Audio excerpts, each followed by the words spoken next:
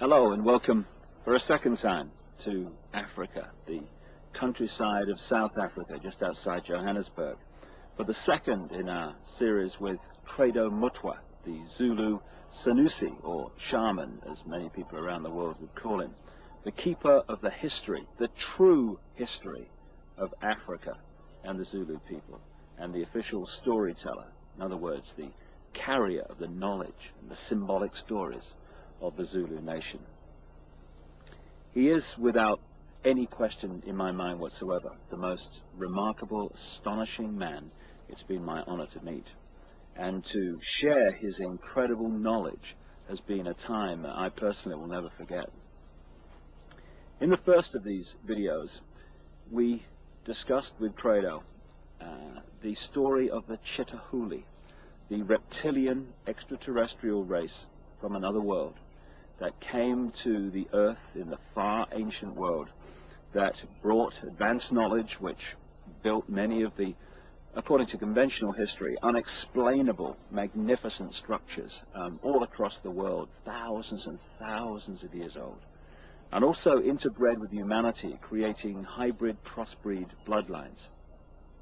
These bloodlines, as my own research for books like The Biggest Secret and Credo's immense knowledge of the African history, which he's gathered in his nearly 80 years of traveling this vast and amazing continent, both correlate the same story, remarkably, that this Chitahuli, this reptilian race, interbred with humanity, and the bloodlines became the almost demigods, the royal ruling lines of the ancient world, particularly in the ancient Near and Middle East, which were the middlemen, if you like, between the extraterrestrial gods to which people were literally sacrificed and the people in general.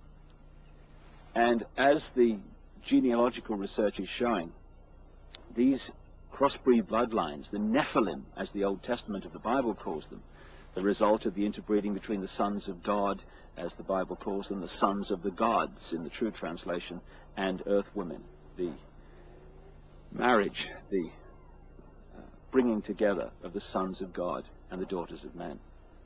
This Nephilim crossbreed race, as the genealogy has shown, came out of that area and into Europe to become the aristocracy and the royal families of Europe, and then through the British Empire became the ruling bloodlines of most of the world. In fact, today, almost all of the world. Like the 42 presidents out of the hundreds of millions of people who have been Americans since the Declaration of Independence in 1776, 42 have become president. They're all related. What? And they go back to these ruling aristocratic families, which eventually go back to the crossbreed, interrelationship, intercourse between the Chitahuli, the Annunaki, as some accounts call them, and human beings.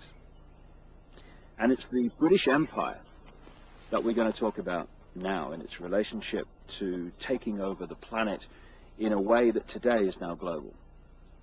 The British Empire became the British Empire because this network of bloodlines, which had become known as the Illuminati, centered itself in London at operational level, particularly after the arrival from Holland of William of Orange, who became King of England in 1689. And from that time, he signed the charter that created the Bank of England, and the banking system as we know it started to expand and emerge. But from that time, the British Empire and the other European empires came into being, and they took the planet over. Now, one immensely important area that they completely controlled and raped was the fantastic continent of Africa. And to look at how Africa was taken over by this Illuminati, Chitahuli, reptilian crossbreeds, and indeed the reptilian race itself that's behind it all, is to see how the world has been taken over, the methods used, the way it was done, the manipulations. And what we're going to talk to Credo about now, among many other things, is the way that the continent of Africa was hijacked by the Illuminati. And I asked him first to tell me the story of how this great continent was taken over. So, there are mysteries in this world that we as thinking human beings must look into. And one of these mysteries is this. There is overwhelming evidence of the fact that before Africa was actually colonized by the white people from Europe, it was first prepared by strange people for this colonization.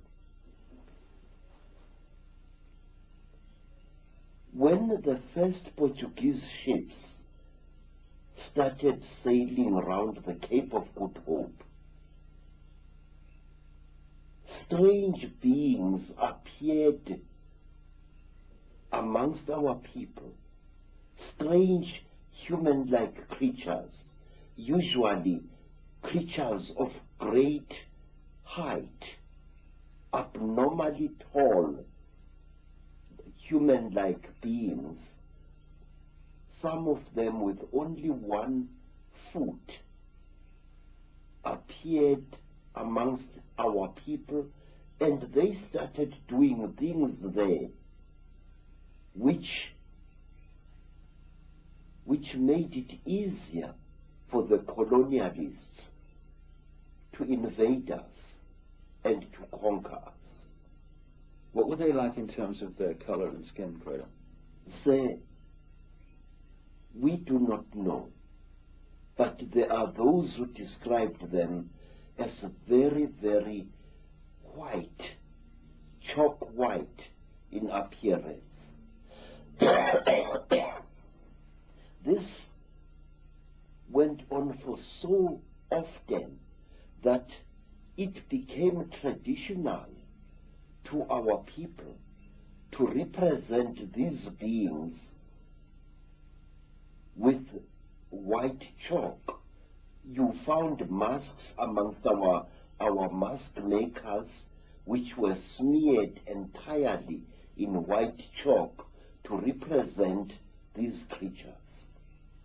These creatures were usually about 8 feet tall, very, very slender, and they used to wear robes made of the tanned hides of certain type of antelope, usually the intensely black sable antelope. What name did the people give to them? We gave them the name Izilo Zengubo, the beasts of the terrible blanket.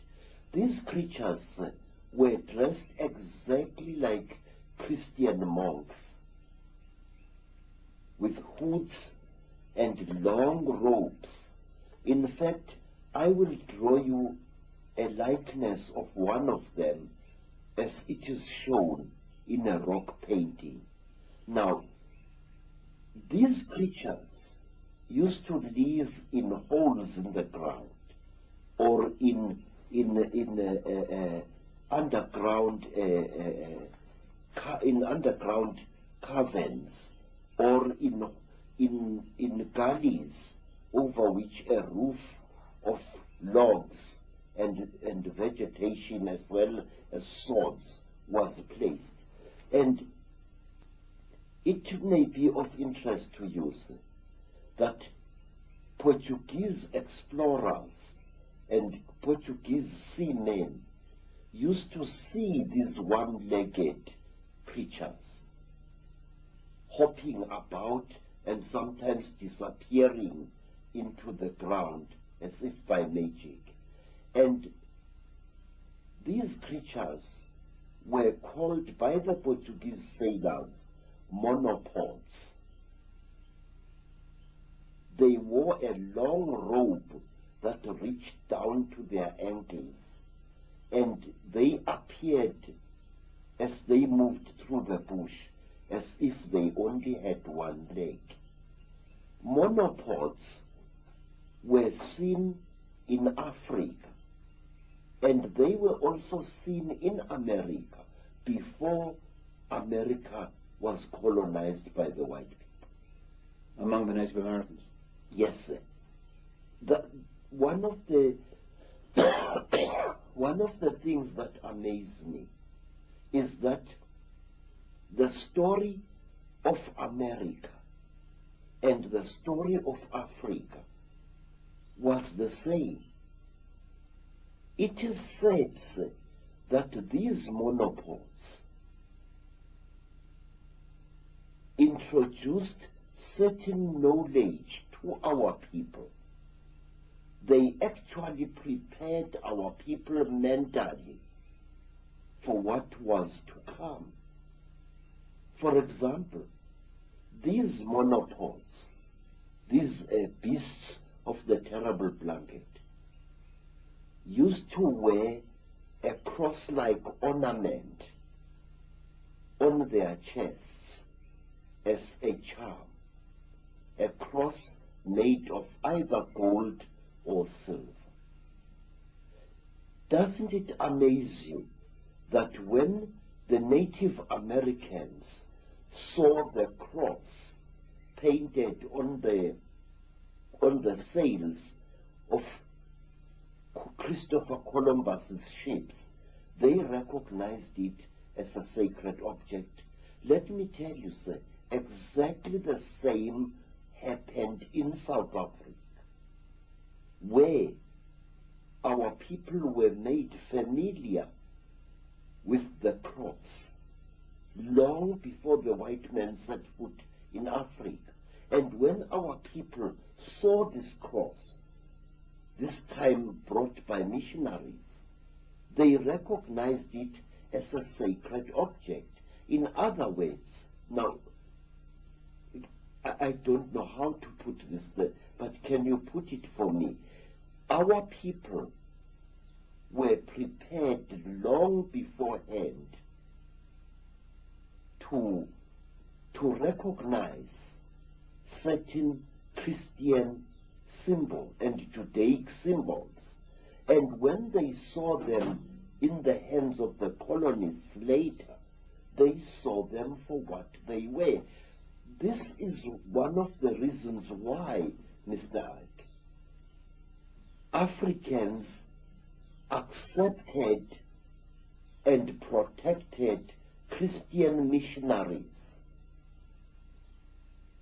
even while fighting a life and death struggle against white colonialism. How is it that a man would accept the religion of an invader while at the same time fighting a life and death battle against the encroachments that this invader was making into his native land? This happened in America, and this happened in Africa, and the sources of this acceptance were the same. I wish I could put this in much better English than I'm using now, because I feel it is important. I think you're putting it very clearly, that it seems that this Chitahuli were going around the world preparing for the occupation from the Illuminati center in London and Europe of these various areas like Native America and Africa. Yes, sir. The story, you see, a great fraud is being committed in educational circles, in that the educationists in their ivory towers force our young people to look at the colonization of Africa and America as if they were two separate incidents. But certain factors in this colonization were the same in Africa and the same in America, and they achieved exactly the same results. This is why I always argue that the conspiracy, the international conspiracy, began long before colonial times in Africa and in the Americas. And the results were the same. Look at this. Here is the great Zulu king, Shaka. Shaka is a warrior second to none. Shaka is also a prophet second to none. Shaka welcomes white people to his empire of Natal. Shaka allows missionaries to operate freely through his country. And when Shaka dies, before Shaka died, he warned his half-brother Dinga that he must under no circumstances attack the white people, and that he must allow missionaries to operate freely amongst the Zulu people. In fact, during the reign of King Dingaan, Shaka's half-brother, two missionaries, Reverend Halstead and Reverend Owen, had a mission station within sight of King Dingaan's great village. But wait, sir, let me point out one thing. These missionaries were converting our people to Christianity, and they often went out of their way to criticize and undermine the king's authority in the eyes of their converts.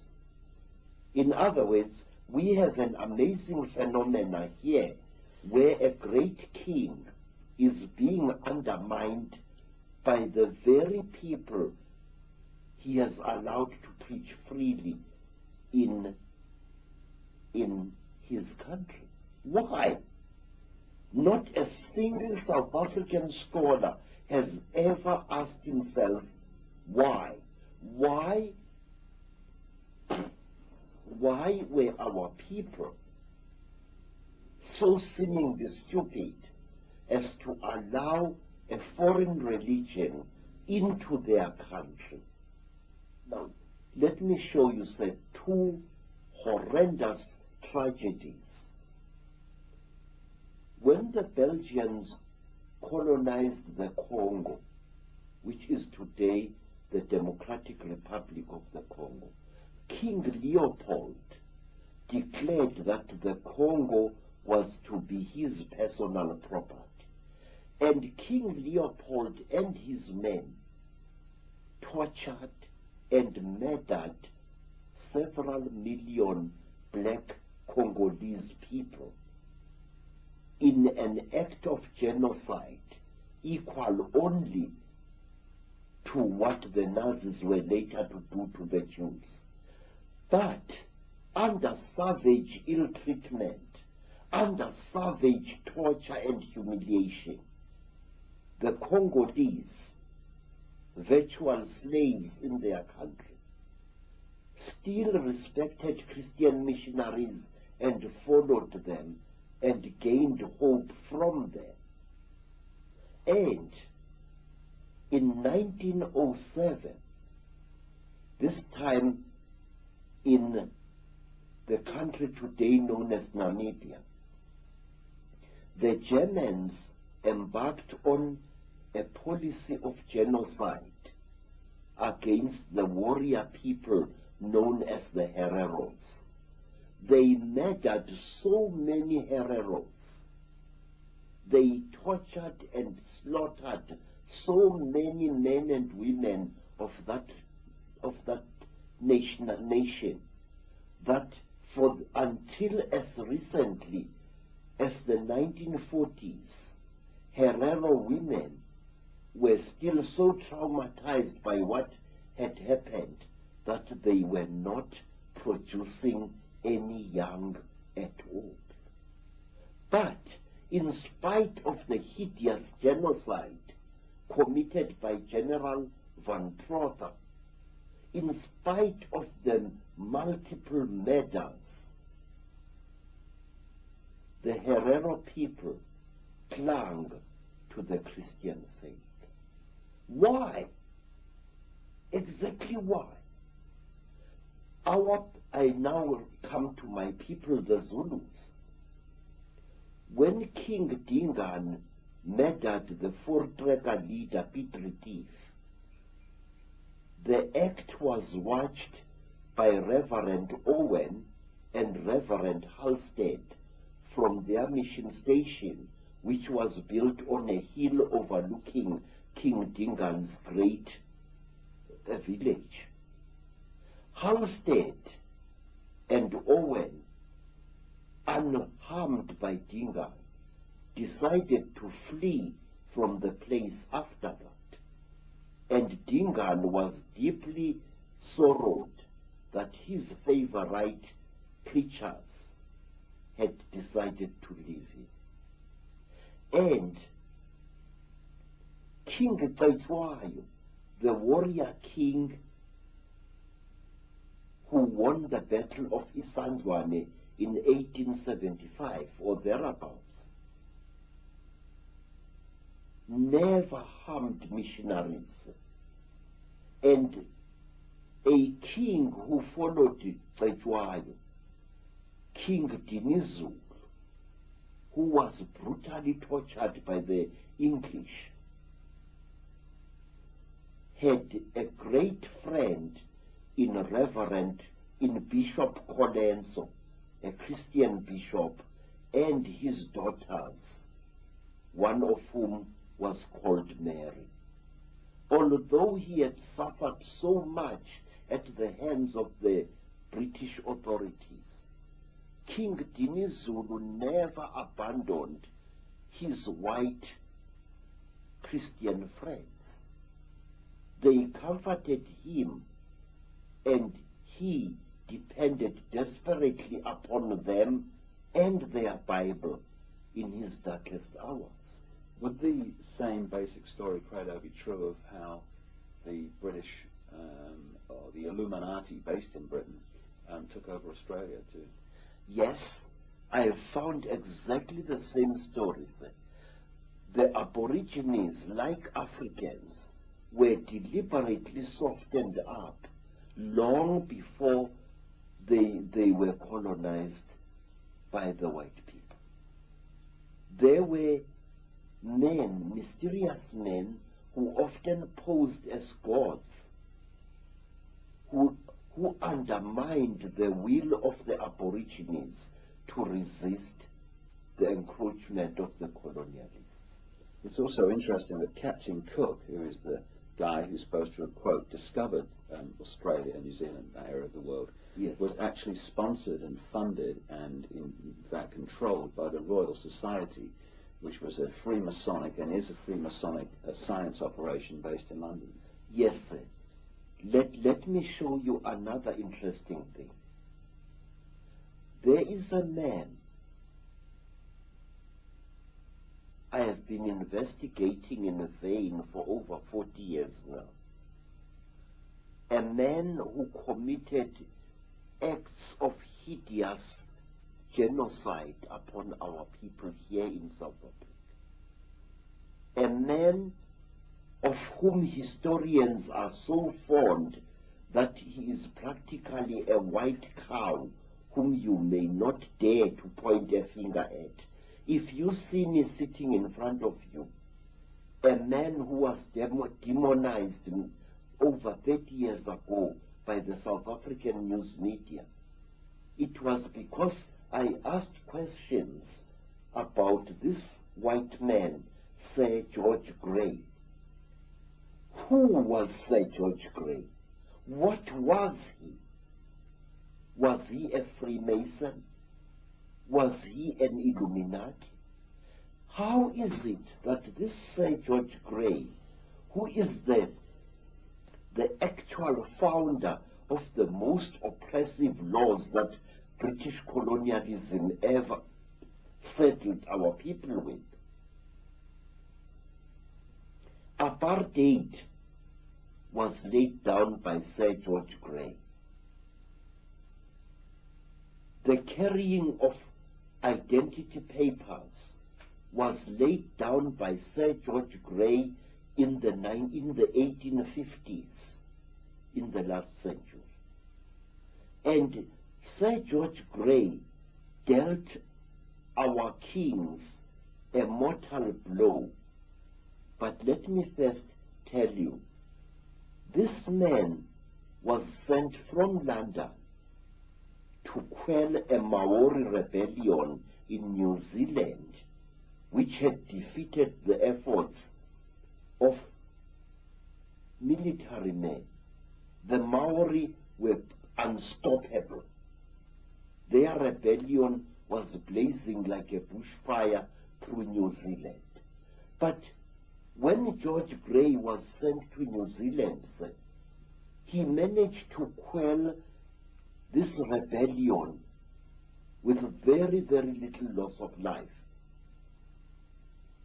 What did George Grey do? I have never been able to find a book which tells me exactly what did George Grey do in New Zealand in order to pacify the Maoris who had beaten the efforts of the British soldiers.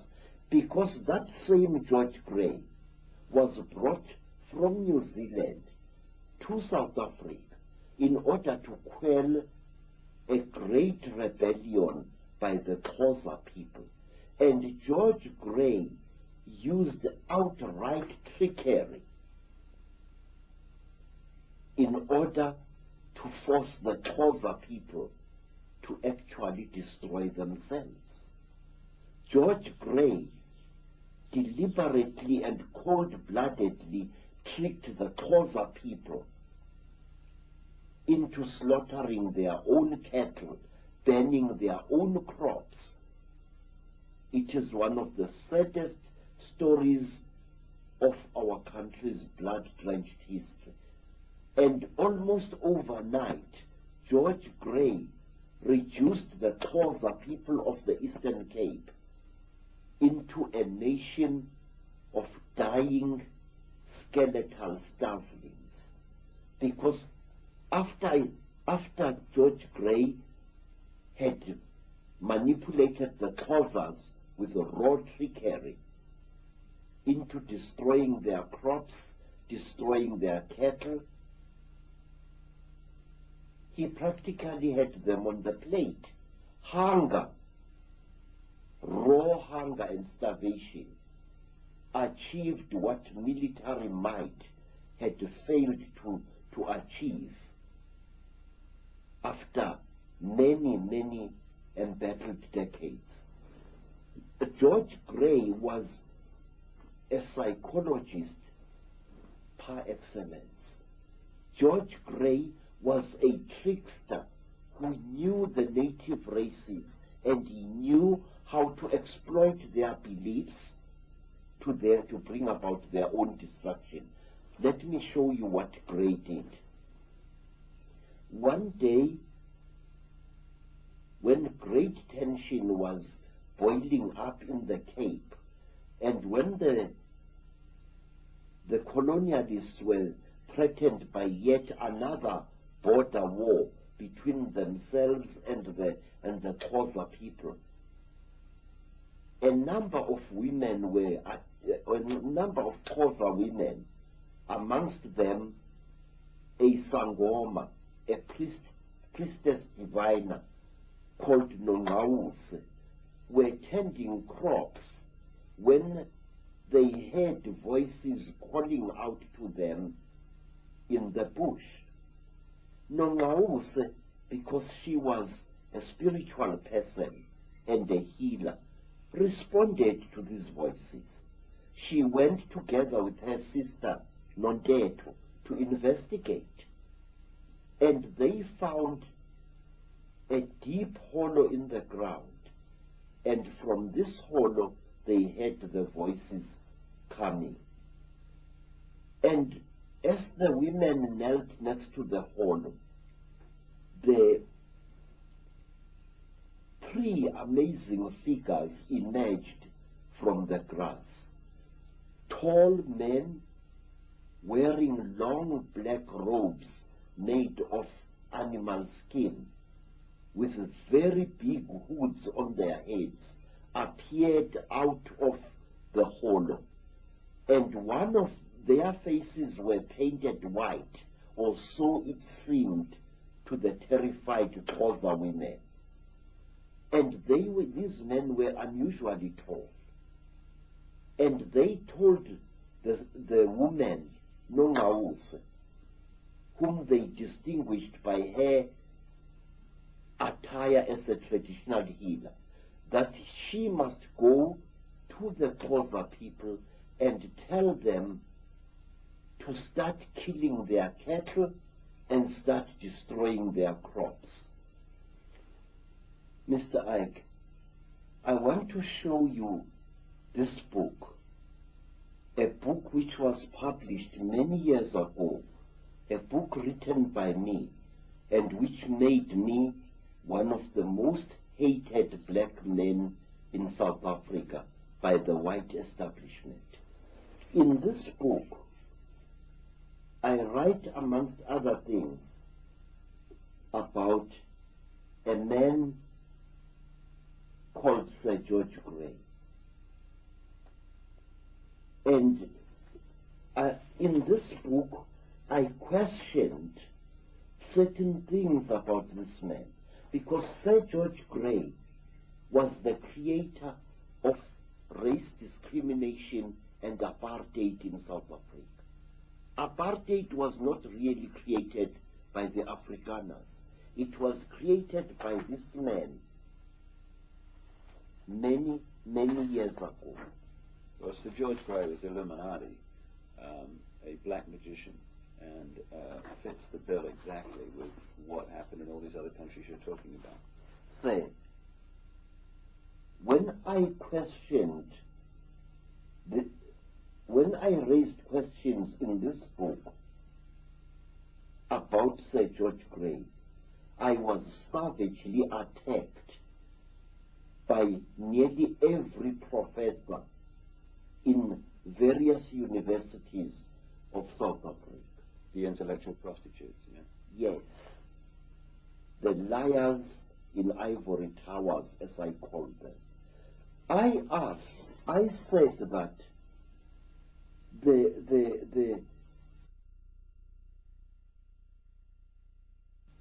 Well, let's... Muhlomi was getting old, and he had received many wounds in battle, fighting to protect his people against invaders. One day, Muhlomi was in his house when somebody knocked on the door frame of the house. And Muhlomi asked the intruder to come in. And into their hut there came a frightening being, a being whose face was as white as the face of death, a being which wore a hood over its head, a being with unnaturally wide shoulders, a being who wore a long robe of sable antelope skin. This being squatted near the entrance of the hut in which Muhlomi was, and the being told Muhlomi that he was to take one of his golden earrings, the earrings of kingship, and go on foot for a long distance to find a young man known as Diporco and to give him this earring. But what are you saying, Great One? Said Muhlomi, utterly terrified by this unearthly being. You are saying that I, Muhlomi, must go and find this boy and make him my successor? And the being said, yes, we, your forefathers, order you to do this. Muhlomi was thunderstruck. He tried to argue, because Muhlomi had sons whom he was hoping would succeed him after death.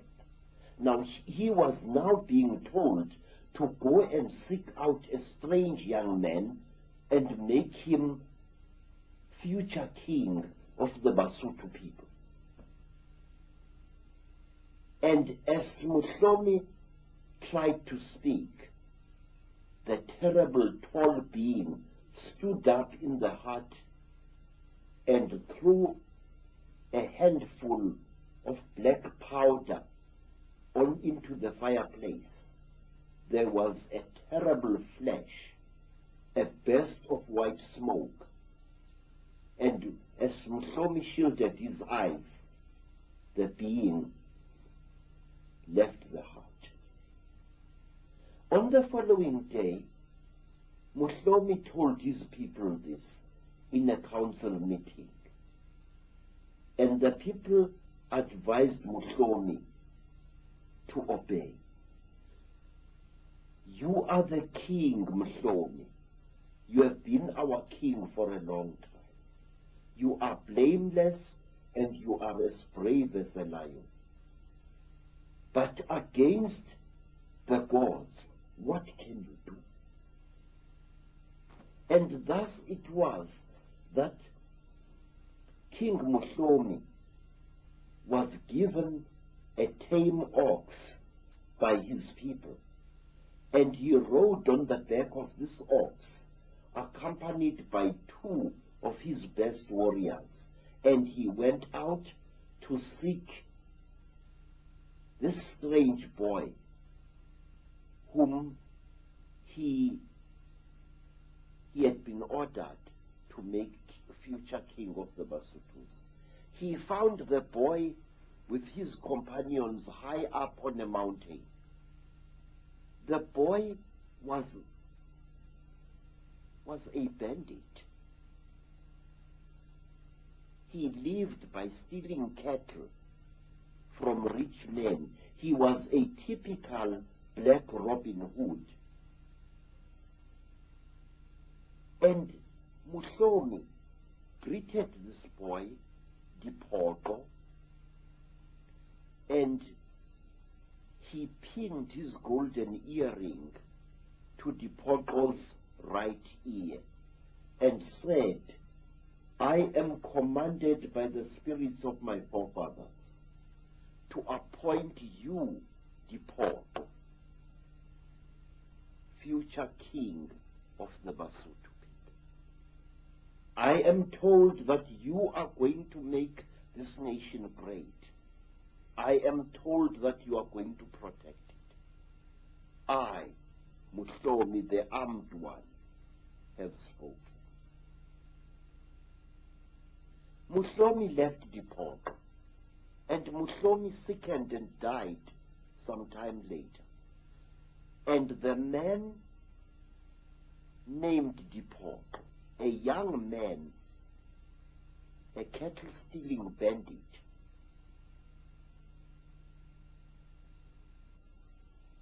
became known as King Mushweshwe, the first of the Basotho people. As the so-called God had spoken, it so did happen. Mushweshwe we had now discarded the name of Dipogo, which means disappointment, and assumed the name Mushweshwe, which means the barber or the beard shaver. Mushweshwe himself started seeing visions, and he started obeying the instructions of these visions that he should build a great nation out of the Basotho nation. He collected together all the fugitives who had fled from the wars in the Cape.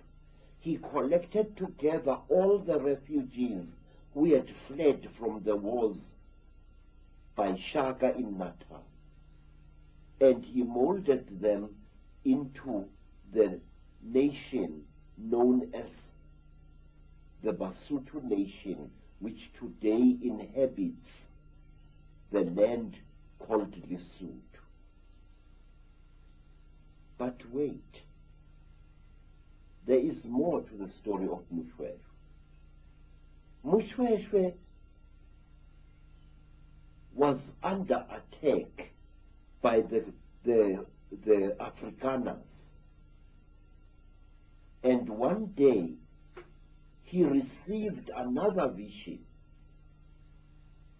a vision that told him that if his people were to be saved, he had to place himself and his people under the protection of Queen Victoria. And he did just that.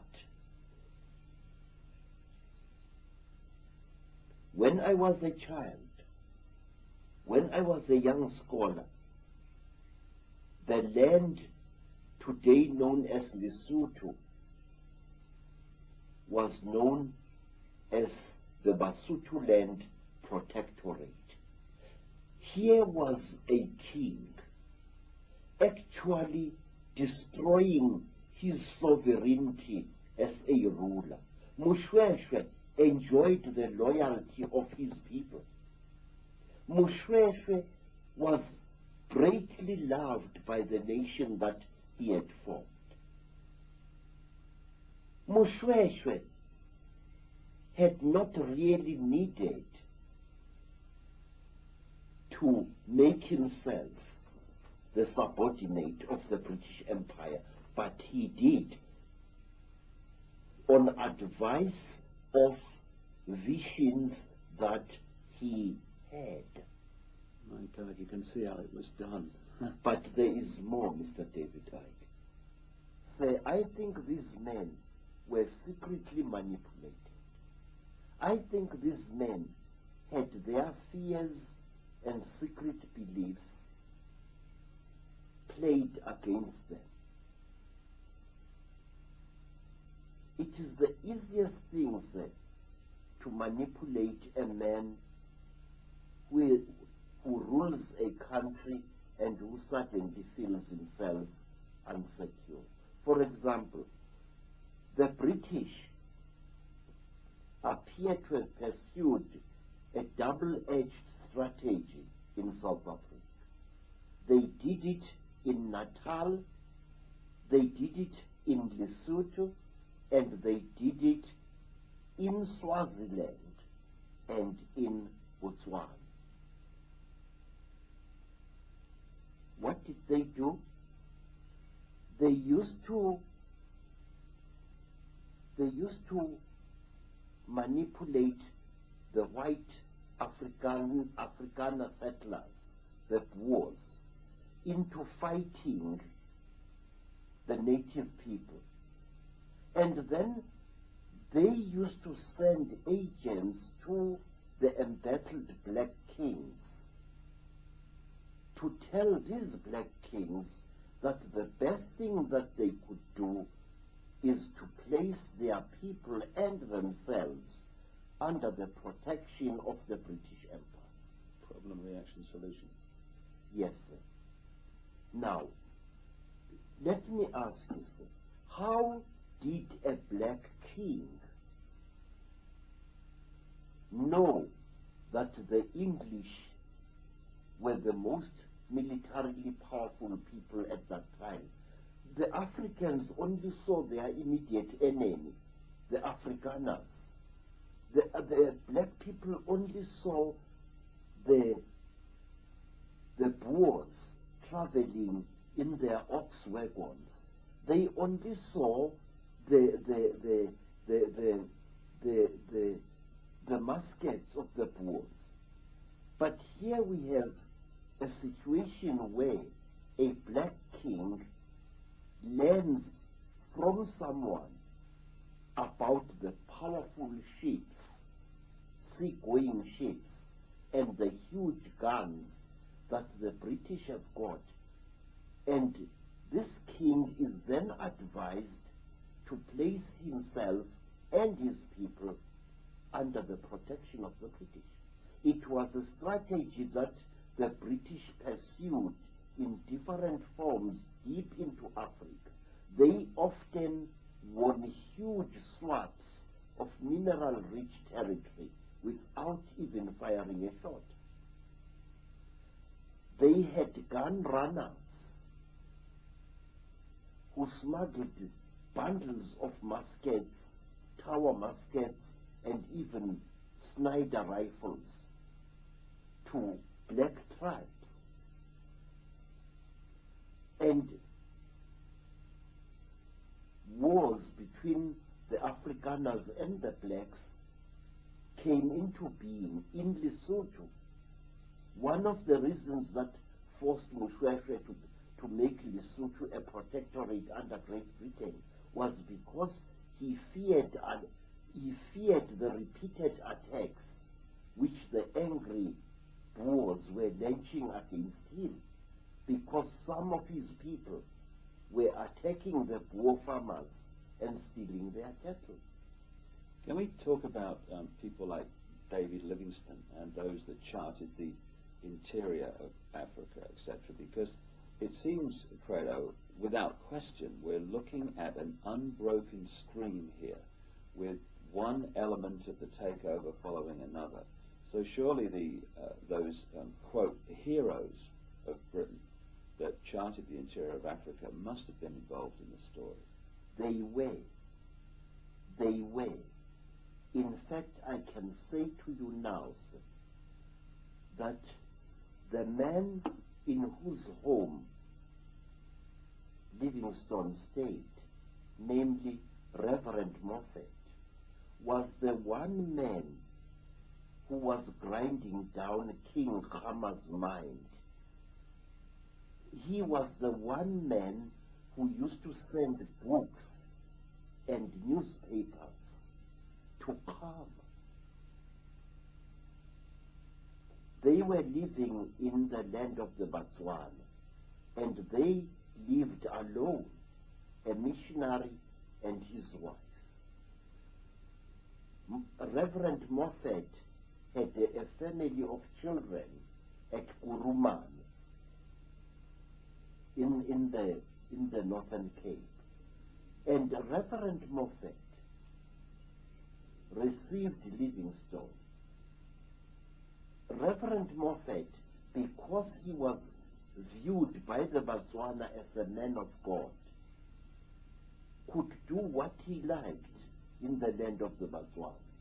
He carved himself a huge stretch of land. He planted any vegetables or fruits there that he chose. Early in his arrival, he found that area teeming with buffaloes, which is why it is called Kuruman. It's really a corruption of the Botswana word Udumane, the gathering place of the buffaloes. Moffat used to welcome explorers and hunters, many of whom traveled alone through South Africa. And these hunters and adventurers people like Reverend Campbell and others were going through South Africa, exploring. Some of them wrote books about the local customs and the local tribes that they encountered. And I think these explorers were much more than what they seemed to be. So how was Christianity used? We talked about the fact that the beasts of the terrible blanket, these strange people that appeared before the Europeans, had introduced all the symbols and what have you that prepared people for Christianity in Africa.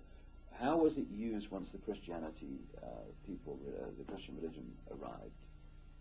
I will tell you, sir, from what I saw as a young child, the Christian religion, or rather the missionaries that brought it, behaved like dictators. They ill-treated our people. They humiliated them. And they stole huge tracts of land from our people using the name of Jesus Christ. I want to give you this historical fact, sir. If you go to Natal, near Durban, and you come to a place called Marian Hill, near Durban, you will find one of the biggest and one of the oldest mission schools in South Africa. Marian Hill sits on huge tracts of land. These tracts of land were stolen from the Zulu people by a missionary called Chimlet. And even to this day, the people of Marian Hill can tell you that that man was not just a missionary, he was also a crook and a pitiless exploiter of the black people. He was a monk, but he was much more than a monk. It was said that this Chimlet worshipped not God, not the Virgin Mary, but Satan himself. Well, that fits like a glove from the way the Illuminati work. And the other thing that must have happened, fundamental in so many ways, is that the original knowledge, the knowledge that you carry and people like you carry, must have been destroyed, pushed underground, and basically the true story of history lost. Yes, sir. Let me tell you what the missionaries did. The missionaries used to employ the tactic of preaching the so-called gospel to our people. And at the same time, they used to manipulate our people into partying with some of their holiest relics. Please, sir, there is in London a place that I saw near the London docks in an obscure street.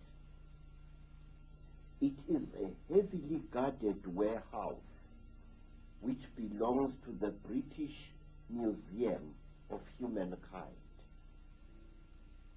We were allowed to visit this place when I was in London in 1970, in 1997.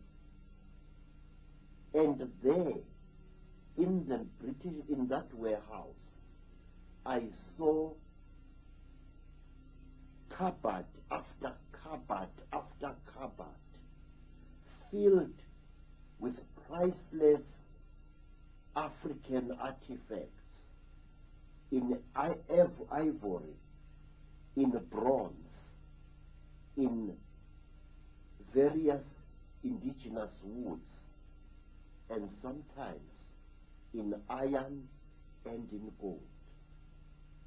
I saw royal bangles from dead kings, bangles made of brass and bronze, bangles which showed every sign that they had been removed by force from the arms of dead men and dead women.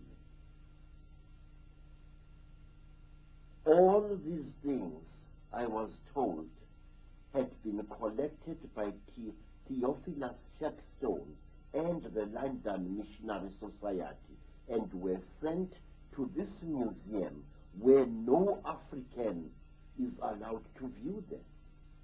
I was lucky because I was accompanied by a white woman whose father, I suspect, was a Freemason.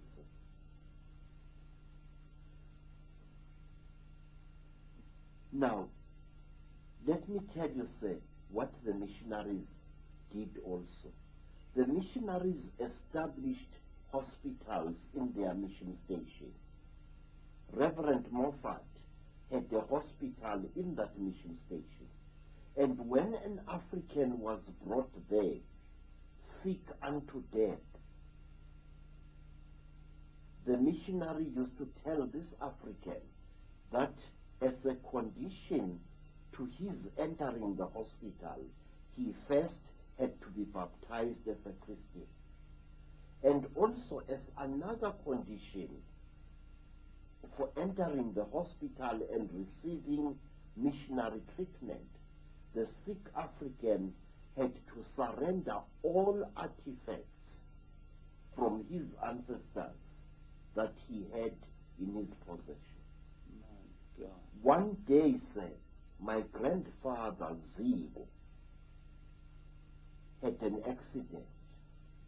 He had bought himself an ox wagon, but he did not know how to control it. And one day the ox wagon plunged off a cliff, and my grandfather was badly injured. And when he was taken to a mission hospital in the west of Zululand, the first thing that the missionary said to my grandfather was this, that he knew the missionary, that my grandfather owned a heap of metal objects which he kept in one of his huts, and that as a condition for receiving treatment for his broken bones, he had to surrender all that metal property to the missionary. Those things you have got in your home are full of evil spirits, said the missionary Reverend Lee. You must let me have them so that I can take them to a holy place in England where they would be destroyed. My grandfather stood up shakily and walked out of the mission hospital. He walked, and somewhere along the road he collapsed. And tribespeople who knew him took him to their village. And there, when a passing Afrikaner doctor rode by in his ox wagon, the black people asked this doctor, who was not a missionary, to please take care of my grandfather.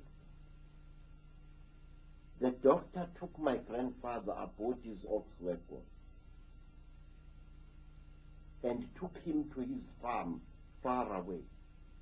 And there, the Afrikaner doctor, a herbalist really, as he was called, a Genees Jeren, he treated my grandfather free of charge, and he didn't place any conditions for his treatment. And my grandfather out of gratitude, returned to his village, a healthy man, and took 3 fat cows and led them with his sons to the faraway home of the Afrikaner doctor. Again and again, our people were robbed of their heritage. Our people were robbed of scientific equipment. Our people were robbed of irreplaceable artifacts, some of them dating back hundreds of years into the past, by the missionaries, especially the London Missionary Society. And if you go into that museum, say, near the docks in London, you will find what I saw, and it will make you weep. What's your own experience in your life, Credo, of the use of Christianity in Africa to divide, rule, and suppress the people? Now, let me tell you, sir. When missionaries came to South Africa, they deliberately created a huge wave of enmity between those blacks that they converted and those blacks who resisted Christian conversion. They created such a divide that they actually broke up huge families. And it got worse when Catholics, Anglicans, Methodists, and Presbyterians spread through South Africa. There was developed deliberately in Africans of different religious denominations the same enmity that exists now between the Catholics and the Protestants in England. Black Protestants were forbidden from talking to black Catholics. Black Wesleyans did not even ask the time of day from black Presbyterians. It was such a total chaos, and the only beneficiaries were the missionaries themselves. But let me tell you more what used to be done. Missionaries used to forbid any converted Christian black from having anything whatsoever to do with an unconverted black. Love relationships between so-called heathen blacks and Catholic blacks were forbidden by the missionaries. That was how my father and my mother parted, traumatizing my life even before I was born. My father had been a confessing Catholic, and he fell in love with what was called a heathen Zulu woman. Now, the condition for such a love was that the woman had to submit herself into the Christian faith. And my grandfather, a fierce old warrior, contemptuously refused to have my mother become a Christian convert. I used to kill white men at Isandlwa, and I am not going to allow a daughter of mine to follow the religion of spear food. And say, if in a mission station a church-going black paid court to a heathen black, the church-going black was brutally punished by the missionary, and he was punished in a way which to Africans was horrible. Inside the mission church, there were the pews, the benches on which the congregation sat. But next to the door, just as you entered the door of the church, there were special benches for those Christian blacks who had broken the law. And so, if it was found by the white missionary or the black missionary that a certain person had had anything to do with a heathen, that person was punished in a very terrible way. He or she was made to sit next to the door of the church inside, so that all who entered the church would look at this one and know that here is a lawbreaker who had broken the laws of Jesus Christ. Were you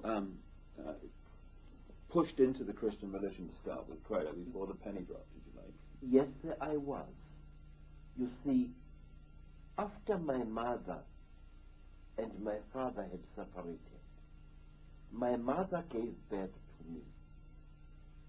And for a long time, I suffered as a child because I was born illegitimate. I was called a bastard. I had no rights as a human being. The law of the Zulus at that time was very, very strict regarding illegitimate children. My mother suffered. She was often beaten up by other girls in the village. And I suffered too. Other children were forbidden from playing with me. And I herded cattle in the bush alone. And there, many strange things happened to me which do not concern us here, however. And when I was 7 years old, there came to my grandfather's village a brother of my father's, and he asked to take me away from there. And my grandfather said, nothing could please me more than that this little bastard should be removed from my home. He is a disgrace to my family. And so I was taken by my father's brother to the south of Natal, where I was baptized as a Catholic, and the ridiculous name Credo was placed upon my head, a name I hate very much, even to this day. I grew up, say, as a Catholic, and we were all Catholics in our home, as most people in Natal are. And then one day, after we had left Natal, my father left the Catholic Church and adopted one of the worst branches of the Christian religion that you can find.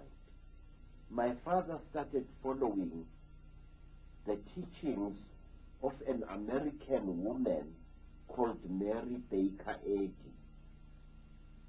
She, who was the leader of the Christian Science Church. Under the laws of the Christian Science Church, you are not allowed to take medicine under any circumstances, no matter how seriously ill you are. And for years we suffered my half-sisters and my half-brothers and I, we sickened and we were not allowed to take any medicament. We had suffered before under the Catholic Church, having to confess sins every weekend to a priest we could barely see.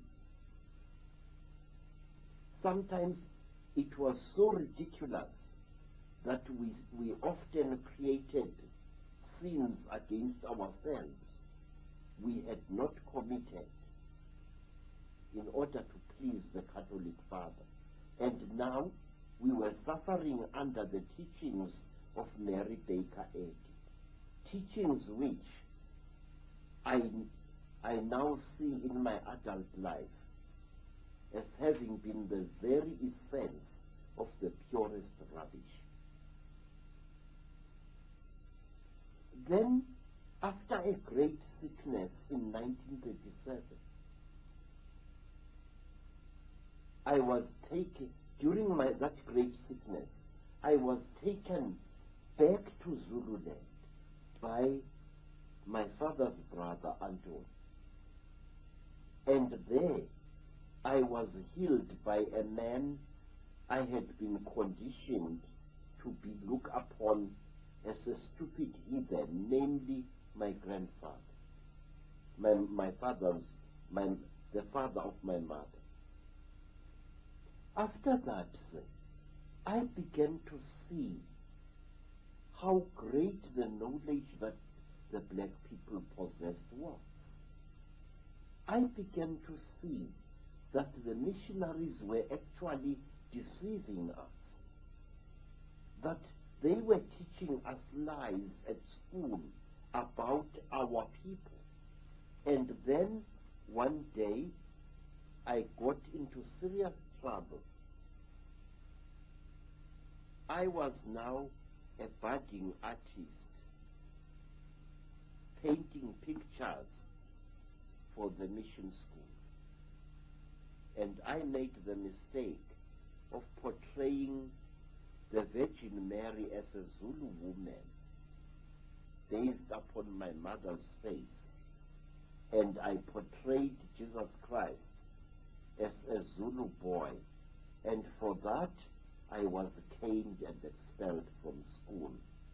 The reason I was not caned by the white missionary only, I was caned also by the black teachers who accused me of having insulted Jesus Christ by painting him as a black. So you can see, sir, the stark mental confusion into which our people had been plunged. Men caning a boy because he had painted Christ as a black man, and saying that by blackening Christ's face, this boy had blasphemed. Just makes you see, Credo, how easy it is for the few to control the world when most of the world gives its mind away. Yes, sir, but one must understand, Mr. David Icke, that we human beings are weak creatures. We fall victim to ill health. We fall victim to sometimes nameless fear. And that is where the forces of darkness pounce upon us when we are afraid, sick, or insecure. Many black people who were converted easily to Christianity were people who had been traumatized by war. You see, during the great Zulu wars in Natal, thousands of black men and women used to run away from Zululand to Durban, where huge refugee camps, bigger than anything we have ever seen in Africa, soon blossomed. These refugee camps were fertile ground for Christian missionary operations. These refugee camps were places where many a self-seeking missionary was sure of walking away with several hundred converts. Credo, all these methods we've been talking about here can be connected to this one stream, unbroken under different names, that came out of London.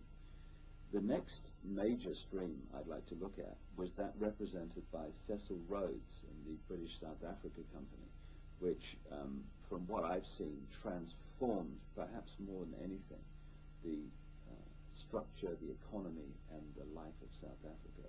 What about him and that time? Many stories are told about Cecil Rhodes.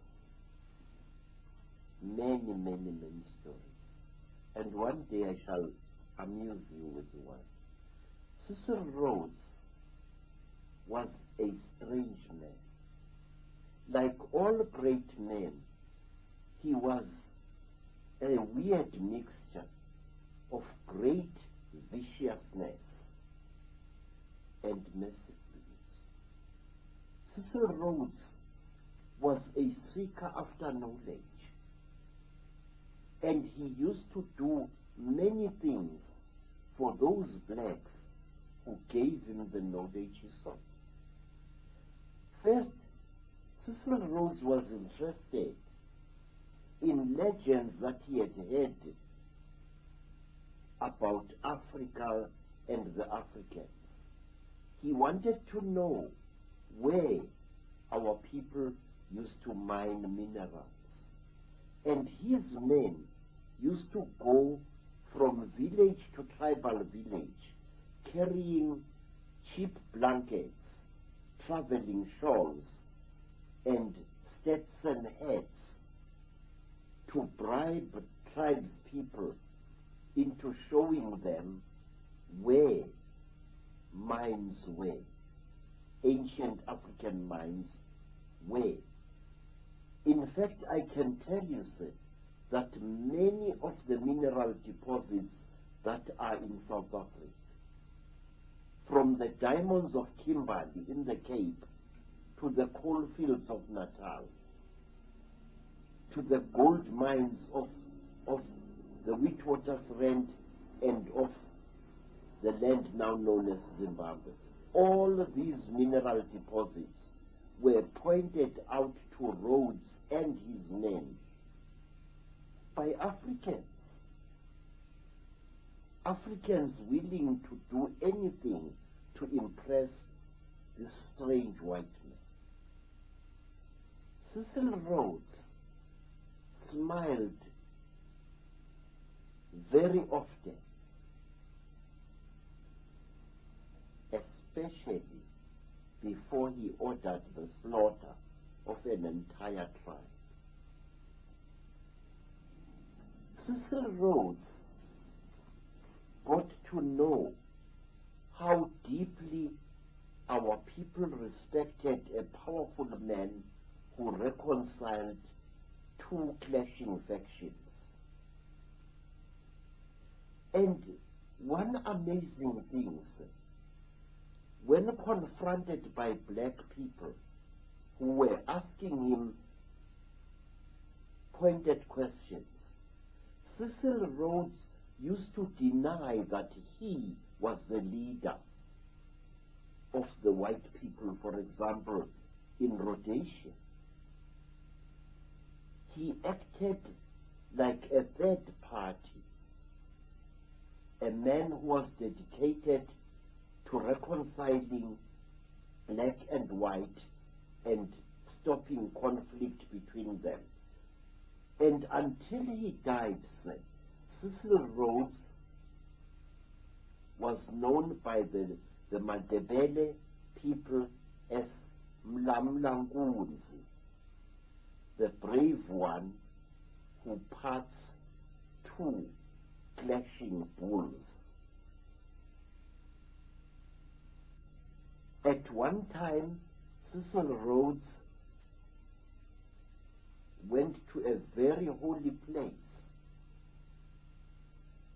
and a group of hills called Ntabazenduna, and there, under a tree whose remains can still be seen, Cecil Rhodes sat with a group of Matebele elders and actually persuaded them to stop warlike actions against the British Empire. How did he manipulate the black tribes of Africa so that he got all these mineral rights, which have now become consolidated goldfields and De Beers and Anglo-American? Cecil Rhodes used to walk about completely unafraid amongst the Matebele people, and he used to tell them to attack the Mashona people, whom he called dogs. And in this way, Cecil Rhodes caused wars between blacks, which he then stepped in as an intercessor. Cecil Rhodes built up a formidable hatred between the Matebeles and the Mashonas. He played the Matebeles off against the Mashonas, and the same the other way around. What is strange about Cecil Rhodes was that, and which is never revealed in the many books that were told about him, was that Cecil Rhodes was a student in search of the deepest mysteries of Africa. He made friends with healers, with shamans, and he actually took part in their rituals. And through them, he learned of the many secret and holy places which were to be found in the land that now bore his name, Rhodesia. And one of these holy places that he learned about was those hills upon whose summits you see great boulders, namely the Matobo Mountains, the mountains of the great boulders. There, Rhodes learned that the most powerful kings of the Mashona and the Makaranga people lay buried, and he decreed that after death, he too should be buried there. But isn't that very much linked to legends and stories of the Chitahuli and the Reptilians? Yes, sir. The Matobo Mountains are held even today as one of the places on earth where the Chitahuli are often seen and where they land in their craft. And there is more, sir, regarding this thing. Much more. Cecil Rhodes had himself buried above the grave of a much older leader and a far greater man than himself. We are told, sir, that the first Monomotapa, a remote ancestor of mine, Nyatsimbi Mutota, died and was buried in the Matopo Mountains. And Cecil Rhodes found the place where Nyatsimbi lies buried. And he ordered that he should be buried on higher ground than Nyatsimbi.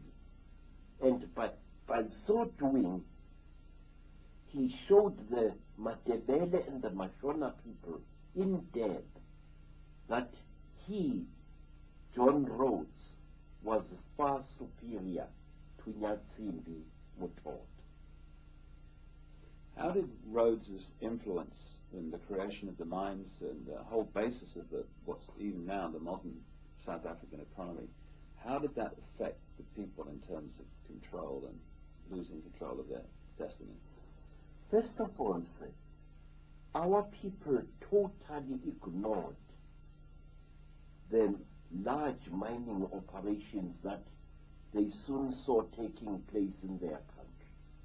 Our people were happy to stay in their villages, but new laws were instituted by the colonial government of Natal especially, where all able-bodied men were forced to go on a long-distance journey by foot to work for starvation wages in the diamond fields of Kimberley. Many, many stories are told of brave black men and women who went to Kimberley to work in the town of Kimberley amongst all kinds of disease and corruption and violence, and also to work in the great hole of Kimberley, a hole which before had been the site of one of the holiest hills known to our people in that part of South Africa. Cecil Rhodes and his people did much to destabilize black family life in Natal and other places inhabited by black people. He forced the local chiefs to pay tax, they and their followers. He forced the chiefs to send their sons and the sons of their people to work in the diamond fields. He told them that if they refused to do this, he would call the soldiers from England to destroy them all. Tax was now demanded of our people, not in cattle, as had been the case before, but in gold sovereigns. So a young man had to go, leave his father's home, and go by foot over the Drakensberg Mountains, walk great distances to Kimberley, and there to work for one gold sovereign a year, a sovereign which would then be turned over to the chief, who would in his turn turn it over to the colonial authorities as tax. The South Africa Company, the British South Africa Company of Cecil Rhodes, created so much of the economy of South Africa that we see today. And this has been taken over by other companies, not least the ones controlled by the Oppenheimer family, who seem to be the Illuminati's branch managers in South Africa. They are involved in the Anglo-American Corporation, in De Beers, the diamond operation. Then there's another offshoot of the Rhodes network, which is the Lawn Row Company, London Rhodesia Company, which to me has grotesquely manipulated and abused Africa since its creation. What's your view of this post-Rhodes network that so controls South Africa today? Sir, in answering your question, I want to be very, very fair, because my philosophy as an African warrior priest commands me to be fair even to my deadliest enemies. the Anglo-American Corporation has done a lot of good in South Africa during the course of its existence. Sir Ernest Oppenheimer assisted in the building of several townships near Johannesburg. He did not do it for love, of course. He did not do it for altruistic reasons. But the fact was that on a massive scale, he and his company created roofs over the heads of many black families. In fact, a large part of Soweto, near Johannesburg, is his company's creation. But the Anglo-American Corporation also has a lot to answer for in front of the throne of God. This corporation has caused the deaths of hundreds, if not thousands, of black men in its mines.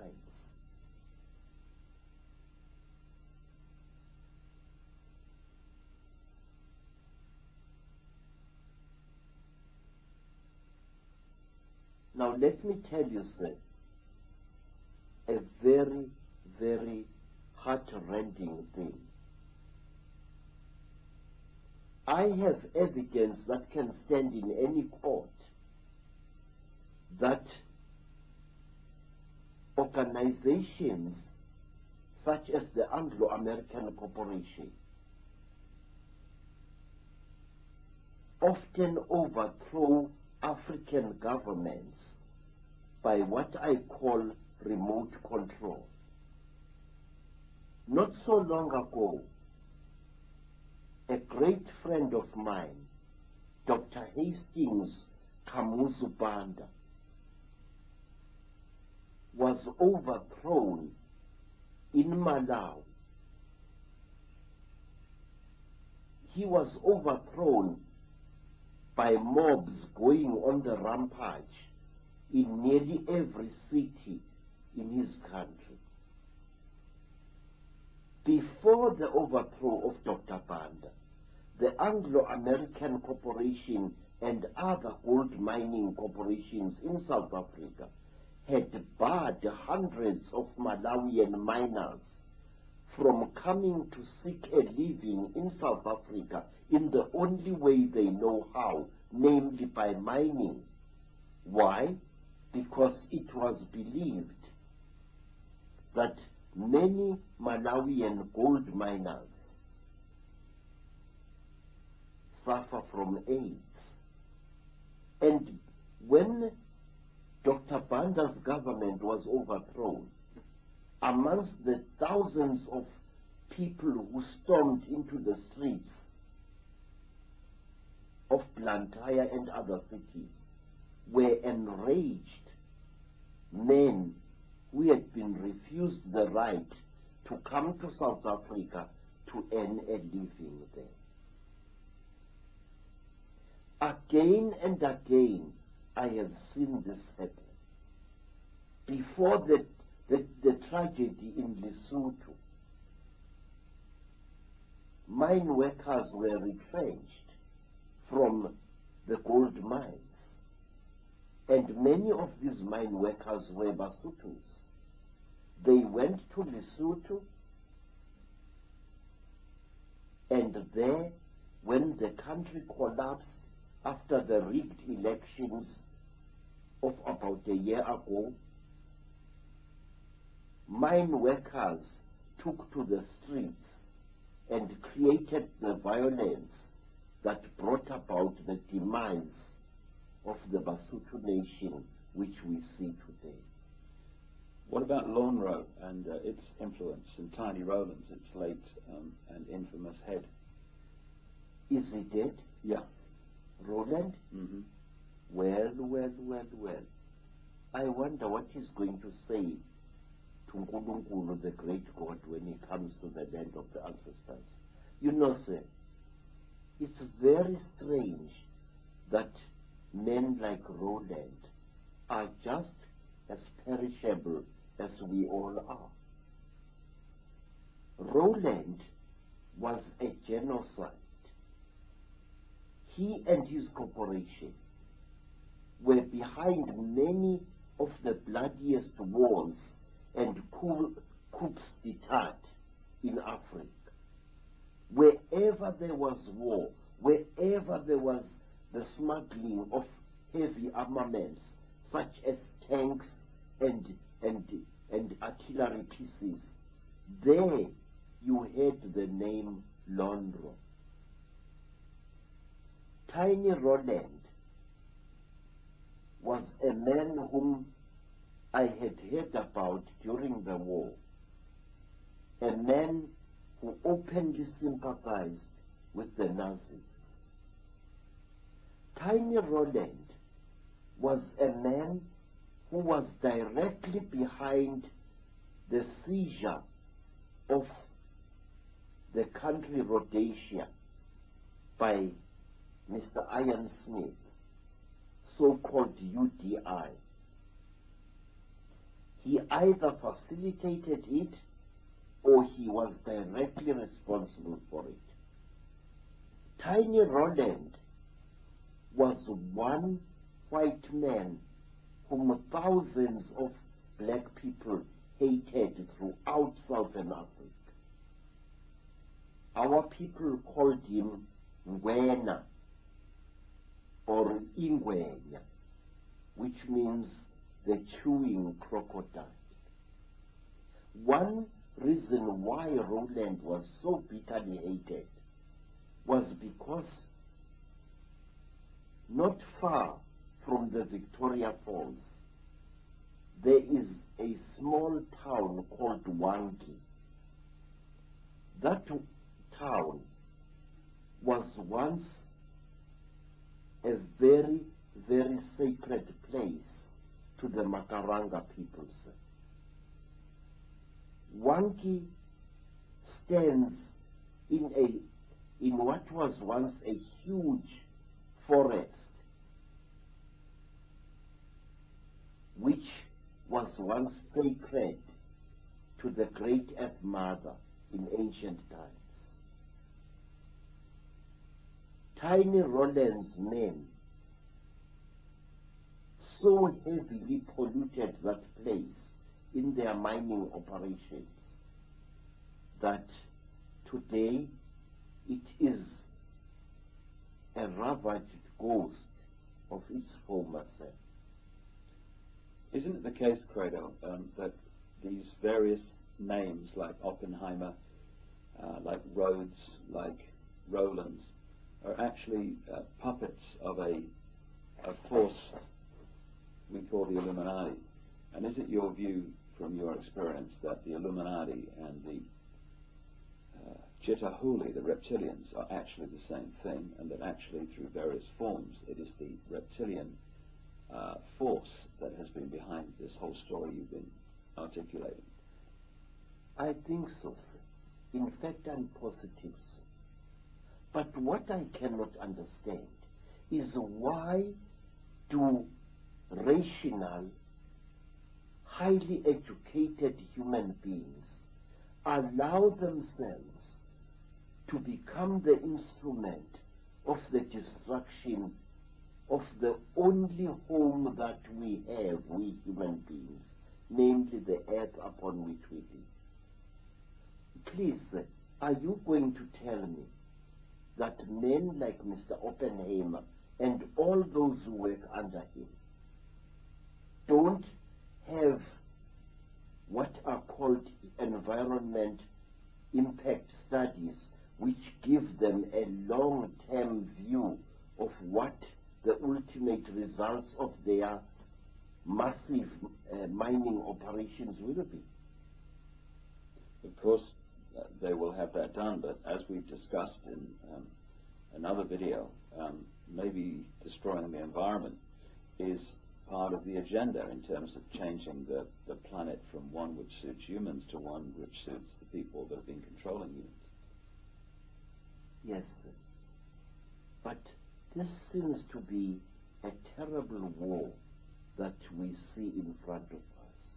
A war which is taking place relentlessly, cold-bloodedly, and whose effects upon all our lives and upon the planet are becoming more evident as we go into the millennium.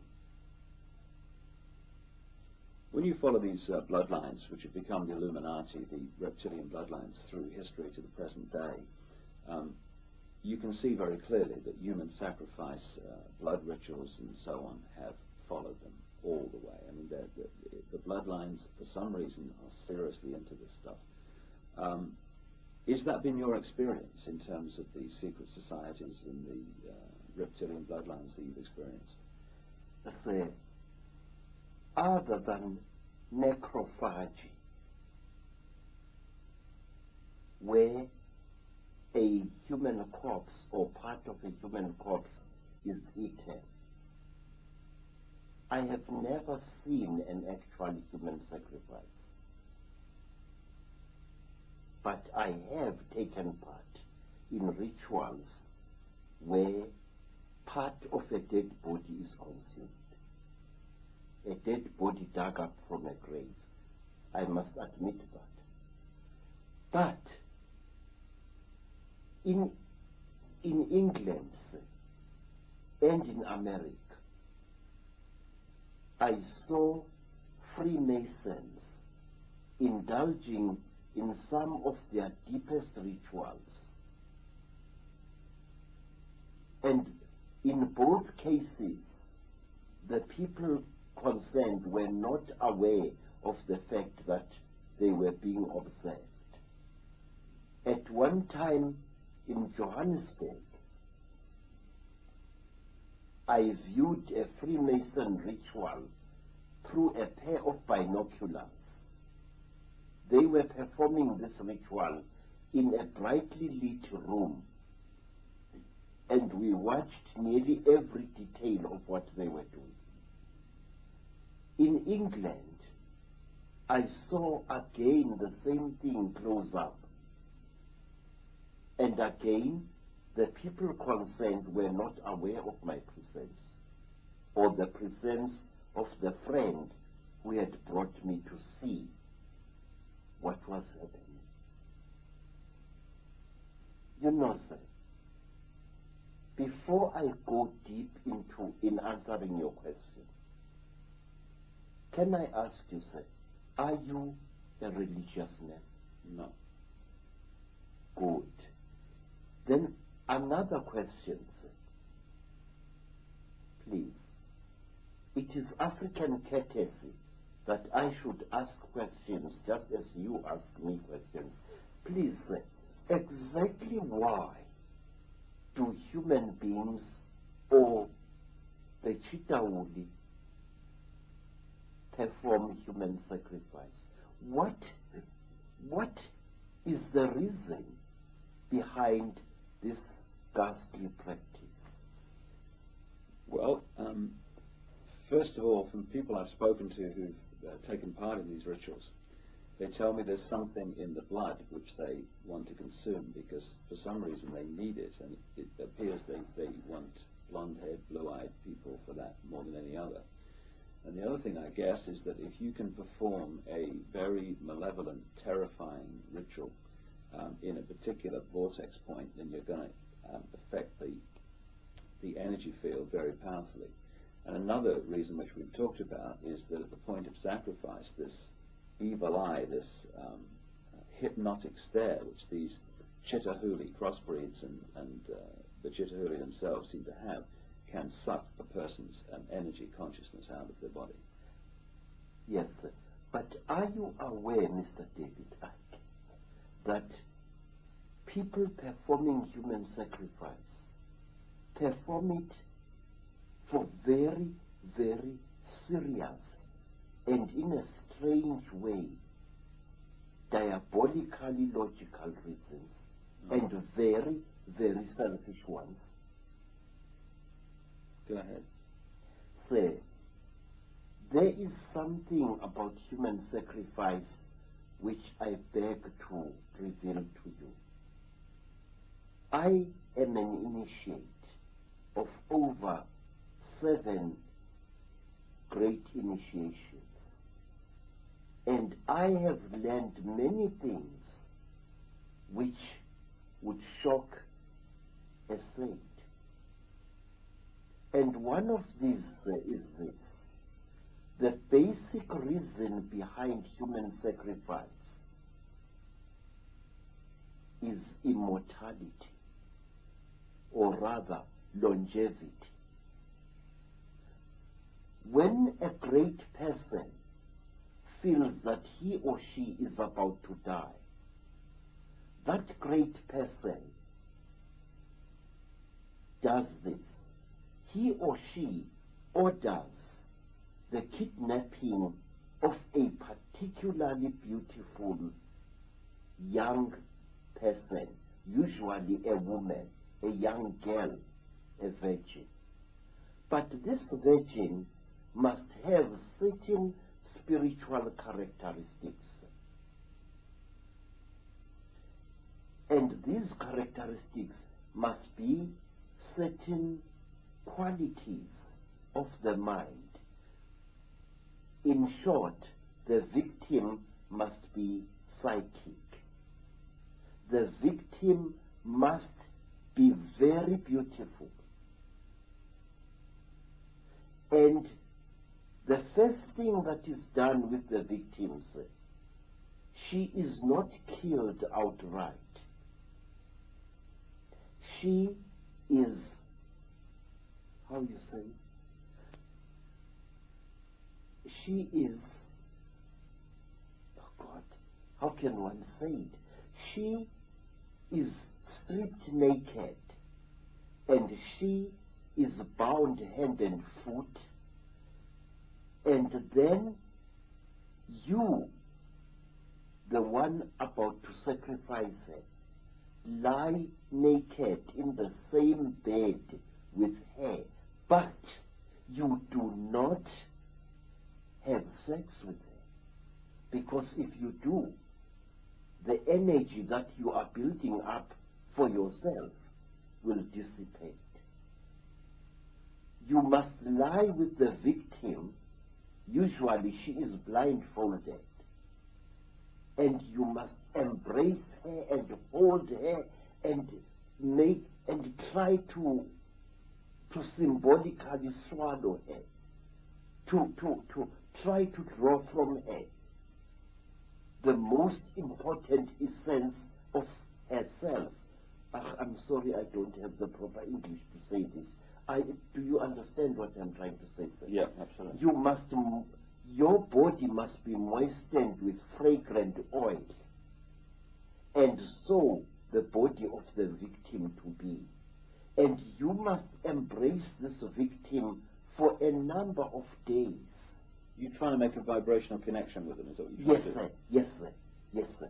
In fact, I can tell you, kings and inyangas and sangomas who lived well beyond their 100th year by simply taking a young virgin person, whether male or female, and lying with him or her in a ritual bed without any sexual penetration whatsoever. This is the key to true immortality, sir. This, I am telling you now, something which I am not allowed to tell anyone who is not an initiate and a Sanusi. But I want to tell you that there is much more to human sacrifice than you think. First, the life force of the victim has got to be drunk. Then, after the victim has been in your bed for a number of days or weeks or months, then she must be told that she's going to die. And she must be encouraged to try to escape. And she must be made to run. run in a direction where you know there are people who will recapture her. When she is recaptured, she will have a particular smell on her, which is like that of an animal. You know, Mr. David, this may shock you as a white person, but I want to tell you these facts. Human sacrifice is much more than just cutting the throat of a victim. A long procedure is followed before you drink the energy of this young person. A virgin girl radiates a severe heat, which is sometimes used by my people to save the life of a man or a woman who has been caught on a cold mountainside. You know, in Zululand, snow sometimes falls on the Udundi mountains and other mountains, and sometimes you find that a man of importance has been caught in the terrible cold, and he is close to freezing to death. And the quickest way to save this man is to place him and a virgin girl on the same bed. The heat of the girl and the life force of the girl will actually bring this man back to life. Now, in human sacrifice, all over Africa and all over Europe, I know the life force of the victim-to-be is first absorbed in various ways. And one way, say, of absorbing the life force of a human, a girl, is to frighten her very much, and then to take her intimate garment, such as her loincloth or painting, and to smell it. Through that, you absorb some of the life force of the girl. And then she must be frightened until great fear builds up inside her. She must be made to know that she is going to die. And under very ritual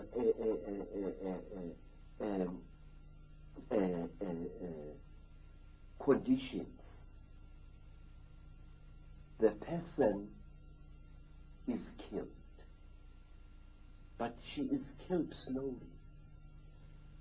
And her screaming is forbidden. She mustn't scream. A tight piece of wax is often jammed into between the victim's jaws, a piece which she cannot swallow, and then she is killed. But wait, there is more, much, much more to this bizarre thing. The victim must bless you with her eyes as she dies. Sometimes the victim must be made to talk before she dies, which is why I was so horrified when I learned from various newspapers that after her terrible accident, Princess Diana had talked. That is how a human sacrifice victim is expected to do. She must talk. There is some kind of power that she releases by talking, which again benefits those whose victim she is. I'm convinced that she was ritually sacrificed. Yes, sir. And here is another thing, sir. When the victim the more beautiful a victim is, the more you are supposed to stare at her, all of you. And when the victim dies, when she struggles in her last pain, all of you involved there, no matter how old you may be, ejaculate. Males or females, ejaculate. You must. Otherwise the magic will not work. So this is why you get, one of the reasons you get sexual activity so much involved in some of these rituals. Aha, yes. It is because as the victim dies, you feel such a great pity for her, such a love. She's a beautiful vessel being broken. And you feel the forces of rejuvenation coursing through your veins. You know, sir, this could be the reason why people who indulge in this form of ritual actually live for so long.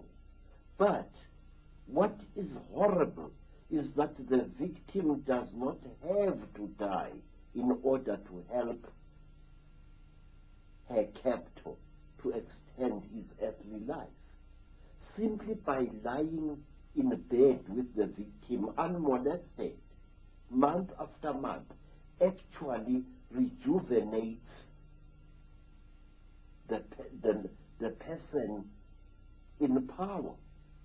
What I'm saying to you, sir, is something that was practiced all over Africa by some of our greatest kings.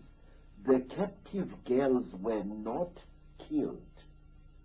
And I wish to point out another thing, sir. May I? The people of Israel practiced this strange custom. And King Constantine the Great, the Roman emperor, who lived for well over 80 years, used to practice this custom of sleeping side by side with young virgins whom he did not, however, mate with. He was one of the creators of Christianity, right? Now, let me tell you, sir, there is a name for this thing. In fact, the name is also in the Bible. It is called Shulamitism. In the Song of Songs of Solomon, the male singer repeatedly refers to the woman as his Shulamit. And a Shulamit is a woman who is brought especially to rejuvenate a dying person of importance. Quote the Bible. And a woman was brought unto him, and she lay with him, but yourself will dissipate. You must lie with the victim. Usually she is blindfolded, and you must embrace her and hold her and make and try to symbolically swallow her, to try to draw from her the most important essence of herself. I'm sorry, I don't have the proper English to say this. Do you understand what I'm trying to say, sir? Yeah, absolutely. Your body must be moistened with fragrant oil, and so the body of the victim to be. And you must embrace this victim for a number of days. You're trying to make a vibrational connection with them, is that what you're trying to do? Sir. Yes, sir. Yes, sir. In fact, I can tell you, kings and Inyangas and Sangomas who lived well beyond their 100th year by simply taking a young virgin person, whether male or female, and lying with him or her in a ritual bed without any sexual penetration whatsoever. This is the key to true immortality, sir. This, I am telling you now, something which I am not allowed to tell anyone who is not an initiate and a Sanusi. But I want to tell you that there is much more to human sacrifice than you think. First, the life force of the victim has got to be drunk. Then, after the victim has been in your bed for a number of days or weeks or months, then she must be told that she's going to die. And she must be encouraged to try to escape. And she must be made to run. Run in a direction where you know there are people who will recapture her. When she is recaptured, she will have a particular smell on her, which is like that of an animal. You know, Mr. David, this may shock you as a white person, but I want to tell you these facts. Human sacrifice is much more than just cutting the throat of a victim. A long procedure is followed before. You drink the energy of this young person. A virgin girl radiates a severe heat, which is sometimes used by my people to save the life of a man or a woman who has been caught on a cold mountainside. You know, in Zululand, snow sometimes falls on the Ulundi mountains and other mountains. And sometimes you find that a man of importance has been caught in the terrible cold, and he is close to freezing to death. And the quickest way to save this man is to place him and a virgin girl on the same bed. The heat of the girl and the life force of the girl will actually bring this man back to life. Now, in human sacrifice, all over Africa and all over Europe, I know the life force of the victim-to-be is first absorbed in various ways.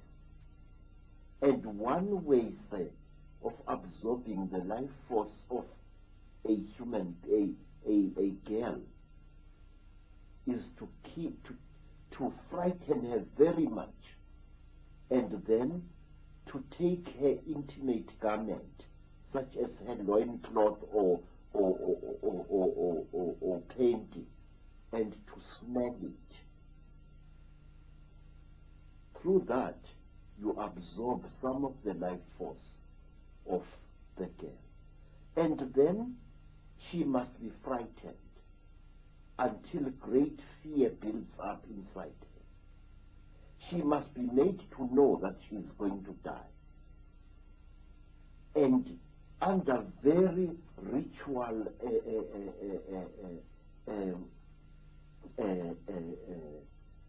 conditions, the person is killed. But she is killed slowly.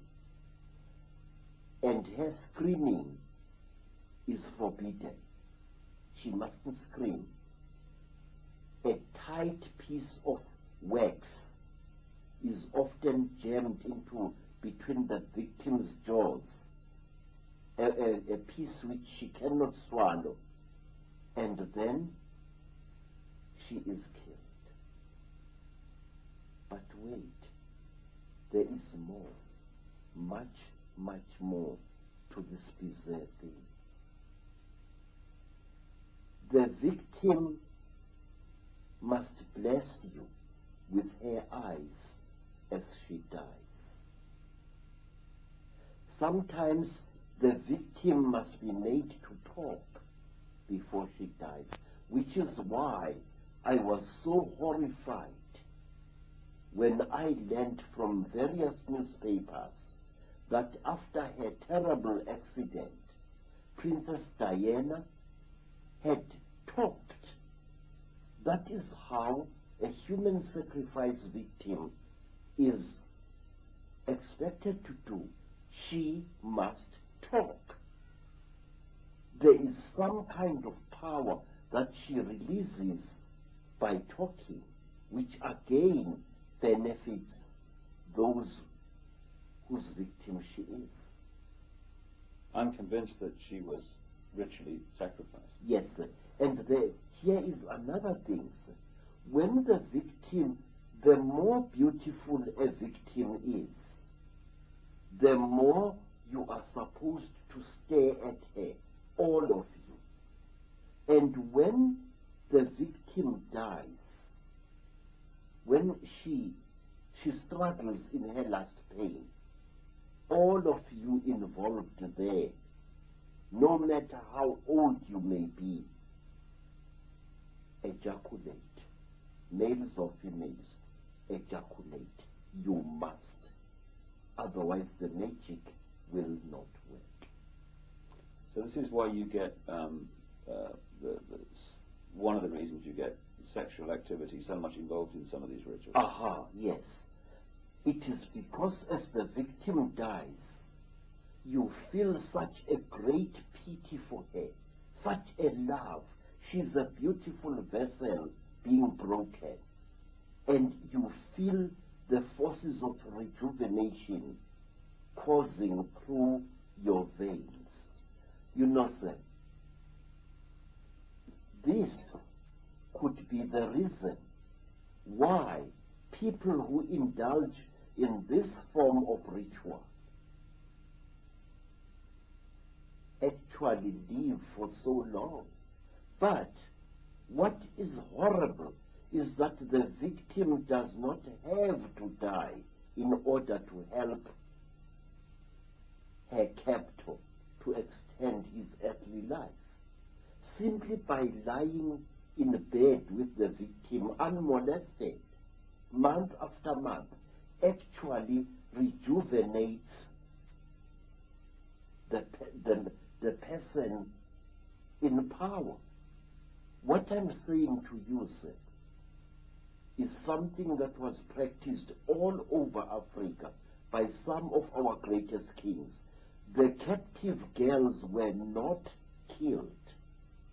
And I wish to point out another thing, sir. May I? The people of Israel practiced this strange custom. And King Constantine the Great, the Roman emperor, who lived for well over 80 years, used to practice this custom of sleeping side by side with young virgins whom he did not, however, mate with. He was one of the creators of Christianity, right? Now, let me tell you, sir, there is a name for this thing. In fact, the name is also in the Bible. It is called Shulamitism. In the Song of Songs of Solomon, the male singer repeatedly refers to the woman as his Shulamit. And a Shulamit is a woman who is brought especially to rejuvenate a dying person of importance. Quote the Bible. And a woman was brought unto him, and she lay with him, but he get no heed. Sometimes, for a parent, a mother or a father, to sacrifice his own child is an act of self-rejuvenation. I often view with a very deep suspicion the story of Jacob, of Isaac, whose father had been ordered by the Lord to sacrifice him. Remember? Abraham. Yeah. Was Abraham trying to rejuvenate himself? My answer is yes. Because sacrificing your own offspring releases forces within you which can actually make you young again. Now, sir, this is one of the reasons why child abuse is today so prevalent throughout the world. I have spoken many times to men who have raped their own daughters. I have spoken many times to women who have abused their own sons. And they give me the same answer. Each time I do it, I feel good. And this would explain why so many of this Illuminati are into pedophilia. I mean, people like George Bush is infamous for it.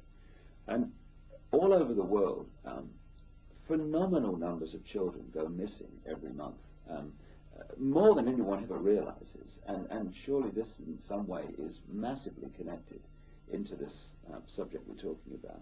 And presumably in Africa, the same phenomena of missing children goes on. Exactly, sir, yes. At our meeting last night, do you remember the white lady I pointed out to you, saying that this is a white lady who has a great story to tell? Her name is Madam Hannah Opperman. She is the mother of a Spanish-speaking girl who was hired by an Afrikaans language magazine called Huisgenoot in order to trace several children who disappeared mysteriously in South Africa. I also was involved in attempts to trace these children, most of whom were white and some of whom were black. All these children had one characteristic in common. They were either budding psychics or they were leaders in sports and other subjects in their particular school. And they were not chosen, say, at random. They were carefully selected by someone. One day, a white friend of mine prevailed upon me to try and trace one of the missing children. The child had been kidnapped earlier that day, and the news had come on the radio. And I was able to sit in a dark place and to concentrate fiercely on the photograph of the missing child. And I saw her being driven together with two others in the boot of a car. And sometime later, that car, which was driven by 4 men, 3 white and 1 of Hindu appearance, stopped somewhere in the veld, and the children were brought out of the boot of the car. But one of the children, the very child we were seeking, had become very, very ill because of lack of air. And this child we followed in spirit.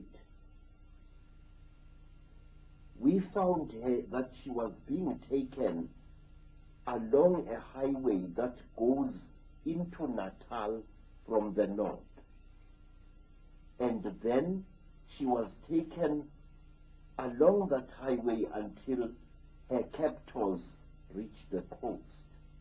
And there she died, and I clearly saw her body being buried in sea sand.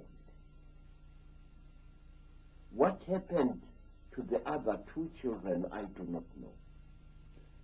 But I can tell you, sir, that after that, I totally refused to get involved in this terrible thing. Why? Because I had seen in visions the faces of the leaders of the satanic kidnapping of children. And some of these leaders were men whose names were very big in South Africa indeed. How many children go missing in Africa, say every month? So I learned from a gentleman with a very logical mind, a gentleman who later told me that he was a Freemason, or he is a Freemason, that well over 4,000 children disappear in South Africa every month. Okay. When you were talking earlier about human sacrifice and longevity, it's quite a thought, the number of Illuminati people who have come up in my research again and again, who live remarkably long lives. People that come to mind, and not just long lives, but fit lives for most of it. One that comes to mind immediately is Henry Kissinger and George Bush. And then, although she's getting frail now, the Queen Mother in England. These are people that come up in my research, and they live long lives. It's quite a coincidence. You know, sir, in this life there is no such a thing as a coincidence. I know. These people like these, somehow rejuvenate themselves. I do not want to know exactly how. But when you see a man like Dr. Kissinger, a man who seems to be a very rock of immortality, a man who has changed little since the days of the Second World War, the man who was the leader of this man, namely President Eisenhower, is dead long ago, but Kissinger is still alive, going strong. I would like to point out a very interesting thing to you, sir, that in black communities, especially nowadays, people of extreme old age who still remain active in spite of their old age become targets of witch hunters. They become victims of witchcraft killers. My stepmother is today 98 years old, and at one time a group of young religious fanatics wanted to kill her as a witch because she was so old and had never been sick.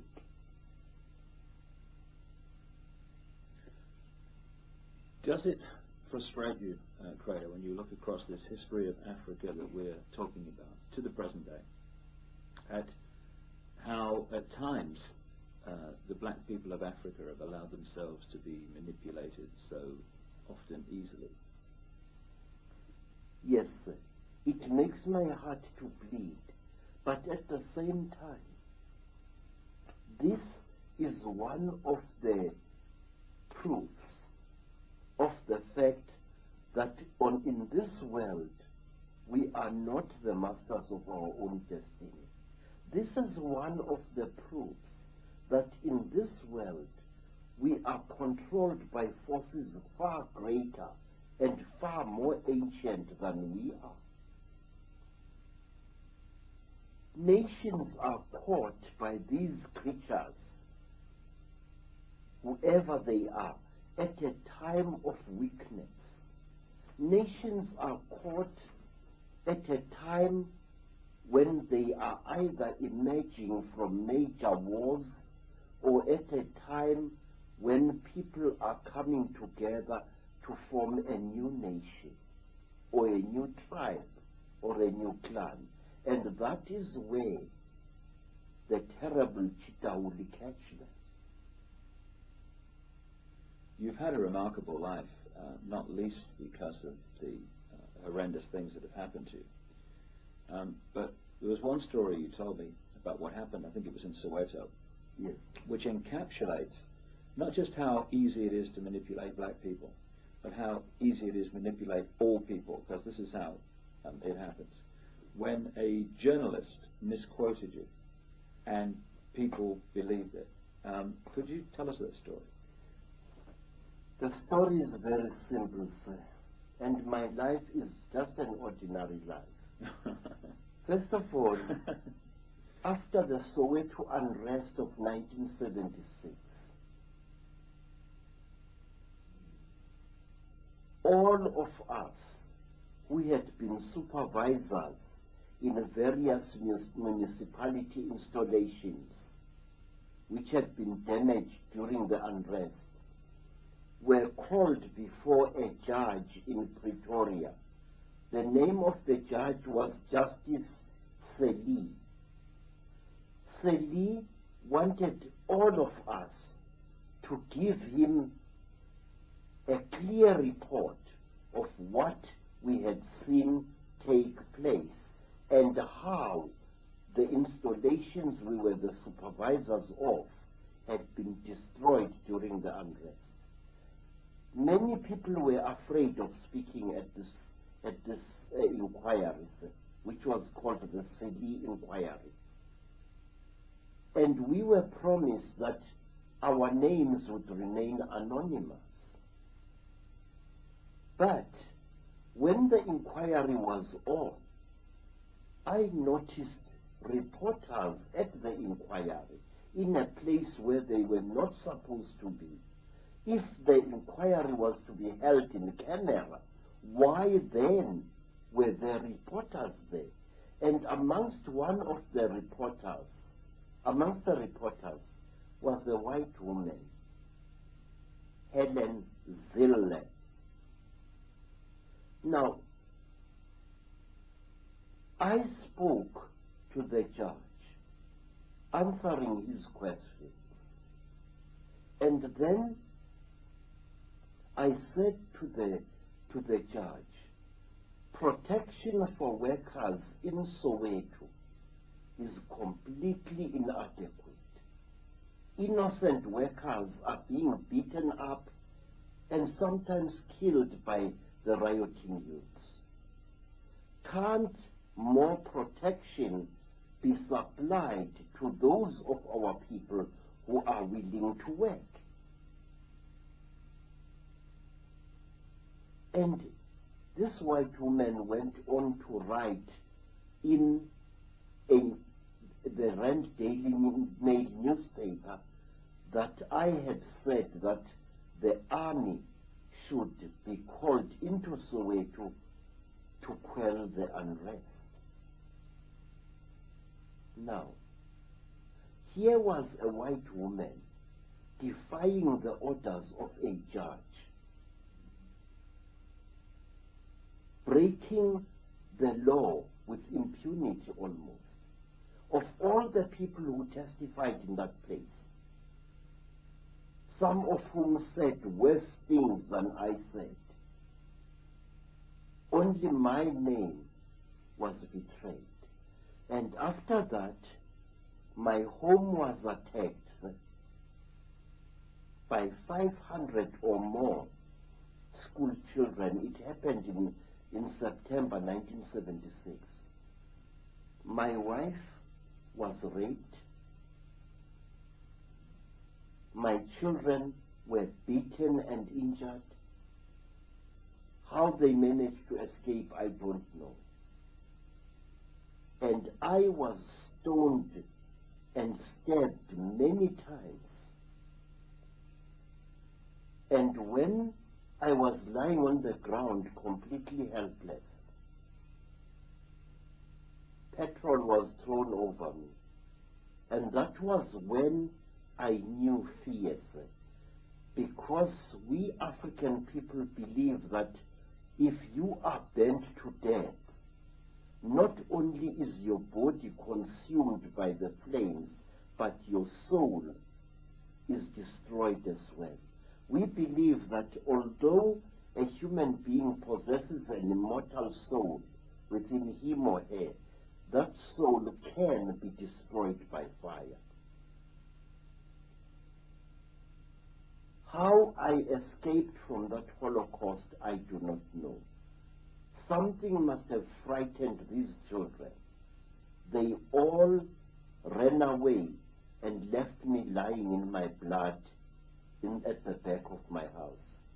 And not a single one of the many neighbors I had, many of whom I had helped years before and weeks and months before with loans of money and gifts of food, not one of them moved to help me at that time.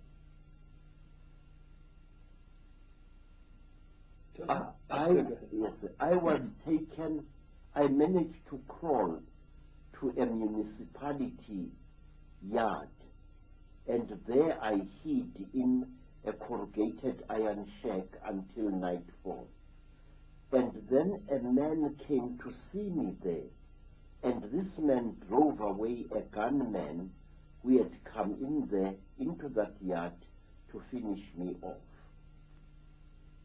And this man took me through a hole in the fence to the house of a Sangoma, who is one of my followers. And that Sangoma, at great risk to her life, hid me under her bed until the police came to take me out of there. I was covered with wounds, and a broken knife was lodged in my body. And somebody had tried to cut off these two fingers. This is where the knife went in, and here it came out. After that, we hid in the backyard of a police station. And after that, my immediate superior, a white gentleman who is a horticulturist, smuggled me out of Soweto with my family and took me to Natal, and where I stayed for over a year recovering from my injuries. And all this, Credo, is from one journalist, yes, a white journalist during apartheid. Yes, sir. Saying you said something you didn't say. Yes, sir. Now, and what does that say about how easy it is to manipulate people? I mean, you must have been frustrated beyond belief. Sir, let me tell you, Mr. Ike, that the enemies of humankind, the Chitauli, or whatever it is we choose to call them, have in newspapers a devastating weapon, a weapon for which there is no answer. Using a newspaper, they can lash out at anyone, knowing that that victim cannot fight back. Credo, what's the agenda for Africa now? We've told a long story. We're in the modern world, we're looking ahead. What's the agenda of the Illuminati Chitahuli for Africa? And the world, come to that, do you think?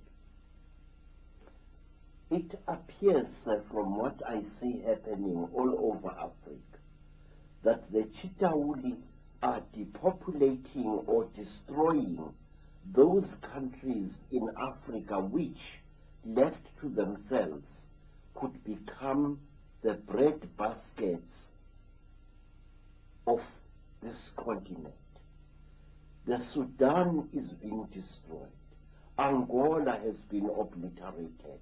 Mozambique has been destroyed. But wait, the countries as such have not been destroyed. Only their populations have been obliterated or brought to the edge of extermination. Why? What do these creatures want?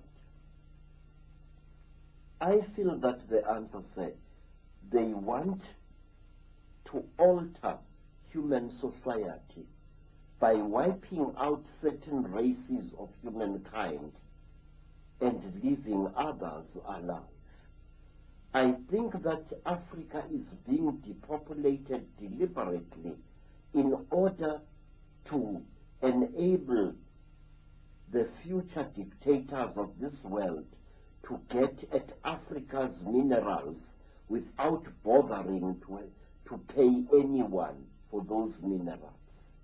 In other words, the minerals of various countries, things which appear more important to the Chitauli than human lives, are being cleared so that they can be, continents are being cleared, countries are being cleared of people, so that people, whoever will be in power afterwards, will be able to have access to Africa's huge oil, coal, uranium, gold, and diamond deposits without having to pay any African ruler for those minerals.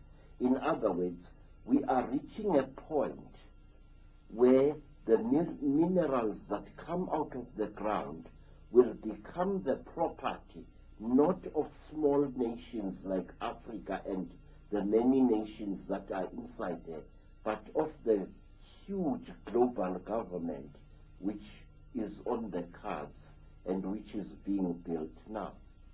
Is that why so much violence, both individual violence on the streets and between tribes, between groups and between countries is going on?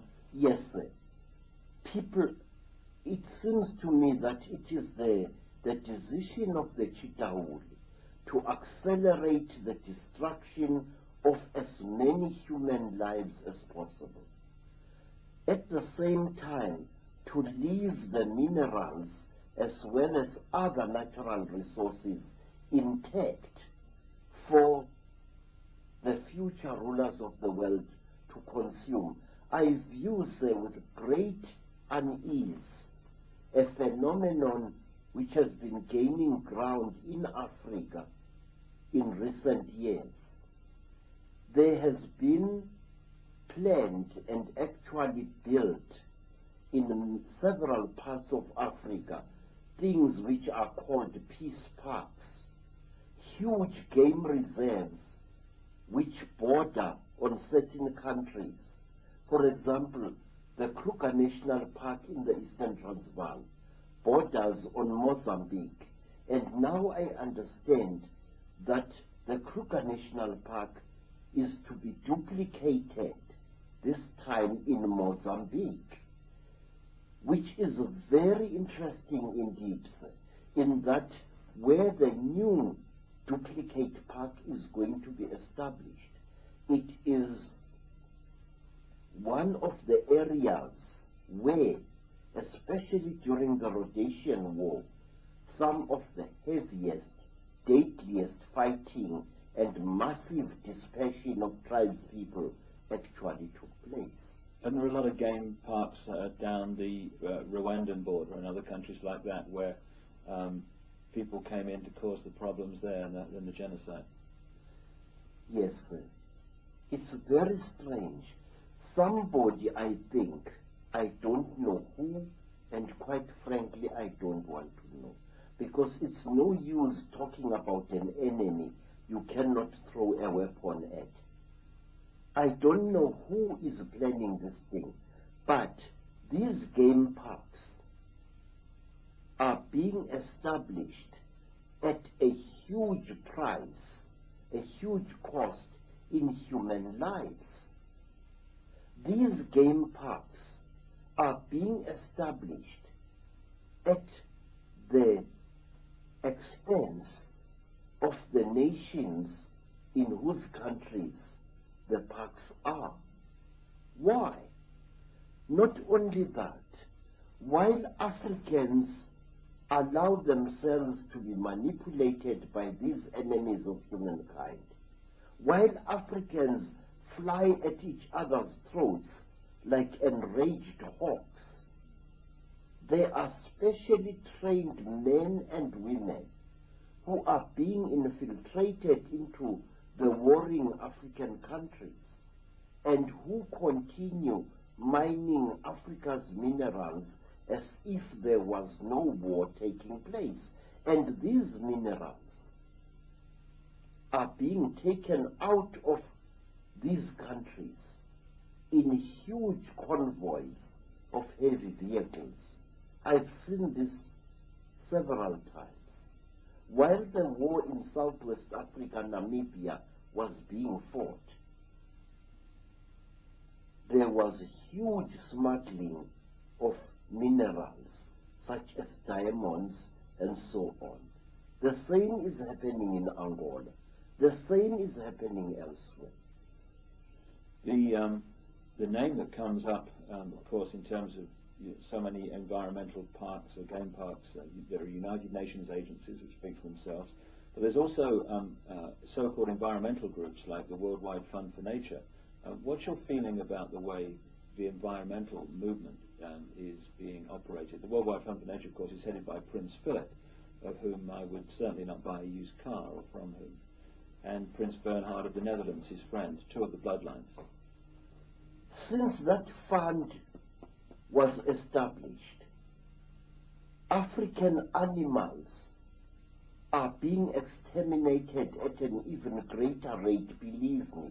In the Eastern Transvaal, some farmers have broken down fences between their farms and have made their private game parks into one huge thing. But when you go into these game parks and you get off the vehicle and you walk a short distance by foot, you notice a very disturbing thing. One, you see no recent animal tracks anywhere around you. Two, you cannot smell animals, and yet if a game park is filled with animals anywhere in Africa, you can actually smell the animals. You can smell the giraffe, the buffalo. You can smell the large antelopes. Each one has its particular smell. But if you go to those places in the Eastern Transvaal, you don't smell animals, let alone see them. There is shooting of wild game in those supposedly protected places like there is no tomorrow. And furthermore, in some of these private game reserves, you see something that fills you with disquiet. You see airstrips carrying not small aeroplanes as one would expect, not small one-engined aeroplanes, but I have seen game reserves where there is an airstrip and a hangar which carries a large aircraft, a Dakota of the 1950s. What is a gamekeeper doing with a heavy aircraft like that? What do you think the agenda of the Worldwide Fund for Nature is? I think, sir, it's an exercise in cynicism, an exercise in utter hypocrisy. And it doesn't surprise me that the leader of this fraud is a man whose eyes are like those of a reptile, a man whose lips look as if they were sculptured with a cutthroat razor. What is the answer, Credo? What do people need to do to stop this agenda becoming reality and to turn it round and create the kind of world we want to live in? Sir, I do not have any ready-made answers to your question, but I will tell you this. Our first duty is to make the whole world, the whole of humanity, aware of the threat facing it. Such is the blind spot in our brains that when people threaten us publicly that they are going to exterminate us and our entire nation, we don't take them seriously, sir. For example, this threat to Africa is visible to everyone with a little thought, but it is so monstrous, so huge and so fearsome that our conditioned minds refuse to accept this. Now, in England, sir, there is a deadly-looking animal which I once saw. That animal is really a little wizard or a witch. It is a sleek animal whose body is very flexible. The English people call it a stoat. Stoat. Yeah, a stoat.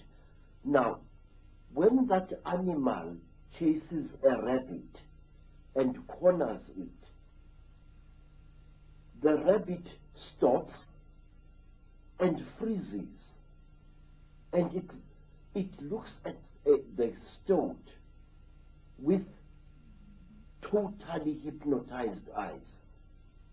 It is as if this animal is refusing to see the stoat, and the stoat catches it and eats it. We are reacting exactly like that. This is the way the Illuminati want us to react, to be hypnotized by their supposed power, to become blind to their existence, exactly as a cornered rabbit refuses to see a stoat.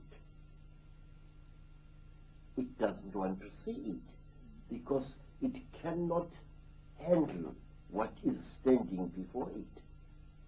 We are like that. And we must stop this stoaty mentality. We must understand that there will come a time when the damage will have become so great, will have gone so far that we will not be able to reverse it. But I believe in this power, sir, of the great African proverb that goes, Mudimu upala baloi. God is greater than all the wizards and sorcerers on this earth. And I know that if as many people as possible are aware of what the Chitauli are doing, the Chitauli will be forced to retreat. Already, there are signs that they are getting desperate. Why? Because the human being is trying to bring out the God within itself. We are trying to become gods, and we are succeeding. It's only a few decades ago when there was no one on this earth who knew or cared anything about animal conservation, who knew or cared anything about the protection of the environment. But today, sir, there are thousands of such people worldwide. It is a hopeful sign, a sign that should be encouraged. Let the power of light shine in the dark corners of conspiracy, and as it shines, let humankind be saved. Credo Mutwa, the most remarkable man it's been my privilege to meet. And when you look at Credo Mutwa, you're looking at an unbelievable example of the true power of the human spirit. His life has been a series of astonishing challenges from the moment he was born, right to today, as threats on his life continue, threats to his wife's life continue, and these challenges would have broken the spirit. Just a few of them would have broken the spirit of most other people on this planet, but they've not broken him. Here he is talking to you, revealing information that has largely never been revealed before through these sources, because the pressure on him has been to keep quiet, keep the secrets. But as Credo said, Africa is dying. As a place of freedom, the earth is dying. It's time for people to know. Now, this man has got the guts to stand up and speak out, despite condemnation from virtually all sides. So what are we going to do? Are we going to say, oh, that's interesting, yeah, Credo Mutwa was interesting, you know. Light a candle, or dismiss it, oh, he's just a witch doctor, he's got nothing to say. In other words, are we going to find some excuse now to do nothing, to sit on our backsides and think someone else will do it, or there's nothing we can do? Or are we going to express the spirit that this guy is expressing? Because if we do, this whole house of cards of global control is going to fall. It's going to be brought down by the wind of change that we will create. Or if we walk away and think there's nothing we can do, we're just powerless people, what can we do? Oh my God. Or dismiss what he says or whatever. Then that house of cards is going to solidify, because we're holding it together still. And we're going to live in a global fascist state. Not some distant time in the future, oh my goodness me, it's going to be terrible for the kids. Now, in our lifetimes. We're going to go on fighting each other. We're going to go on being divided and ruled because someone else has got a different religion to us. Oh my goodness, call the police. Someone's got a different color to us. Someone's got a different creed to us. Someone's got a different spin on life than us. We're going to go on doing that? Because if we are, we deserve to be in a global fascist state. Because we are acting in our own lives as individual fascists against those around us that don't share our view. We can unite on what we, I hope, believe in. Freedom. We can celebrate the diversity of human expression, of human ability, of the human sense of reality, the way we see the same thing in so many different ways. We can celebrate the diversity of race, the diversity of all things in this glorious web of life we call creation.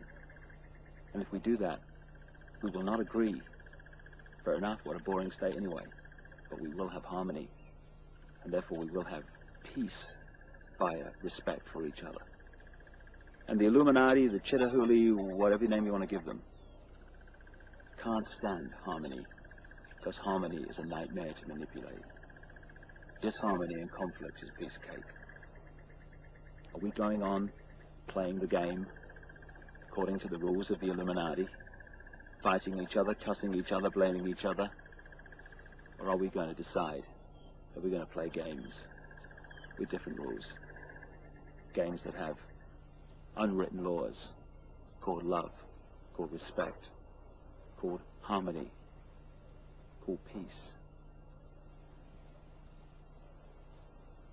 We have got ourselves into this state, and that's the truth, and that's good news. We have got ourselves in this state by making decisions to give our minds away and insist that everyone else does the same. We can therefore make choices that will bring this manipulation to an end, almost like that, by taking our power back to think for ourselves and giving everyone else the honor to do the same. Are we going to choose love in its true sense? or are we going to choose fear? The choice is ours. It always has been. And the consequences for one or the other, in terms of our future, are immensely, immensely difficult. Credo Mutwa has shown the kind of spirit necessary to bring an end to this nonsense. If the rest of humanity shows a fraction of that, we have got nothing to concern ourselves with, because this world is going to change from a prison to a paradise. It's just a choice. I know which one I'm going to make. How about you? Hope you've got something out of it. Thanks for watching.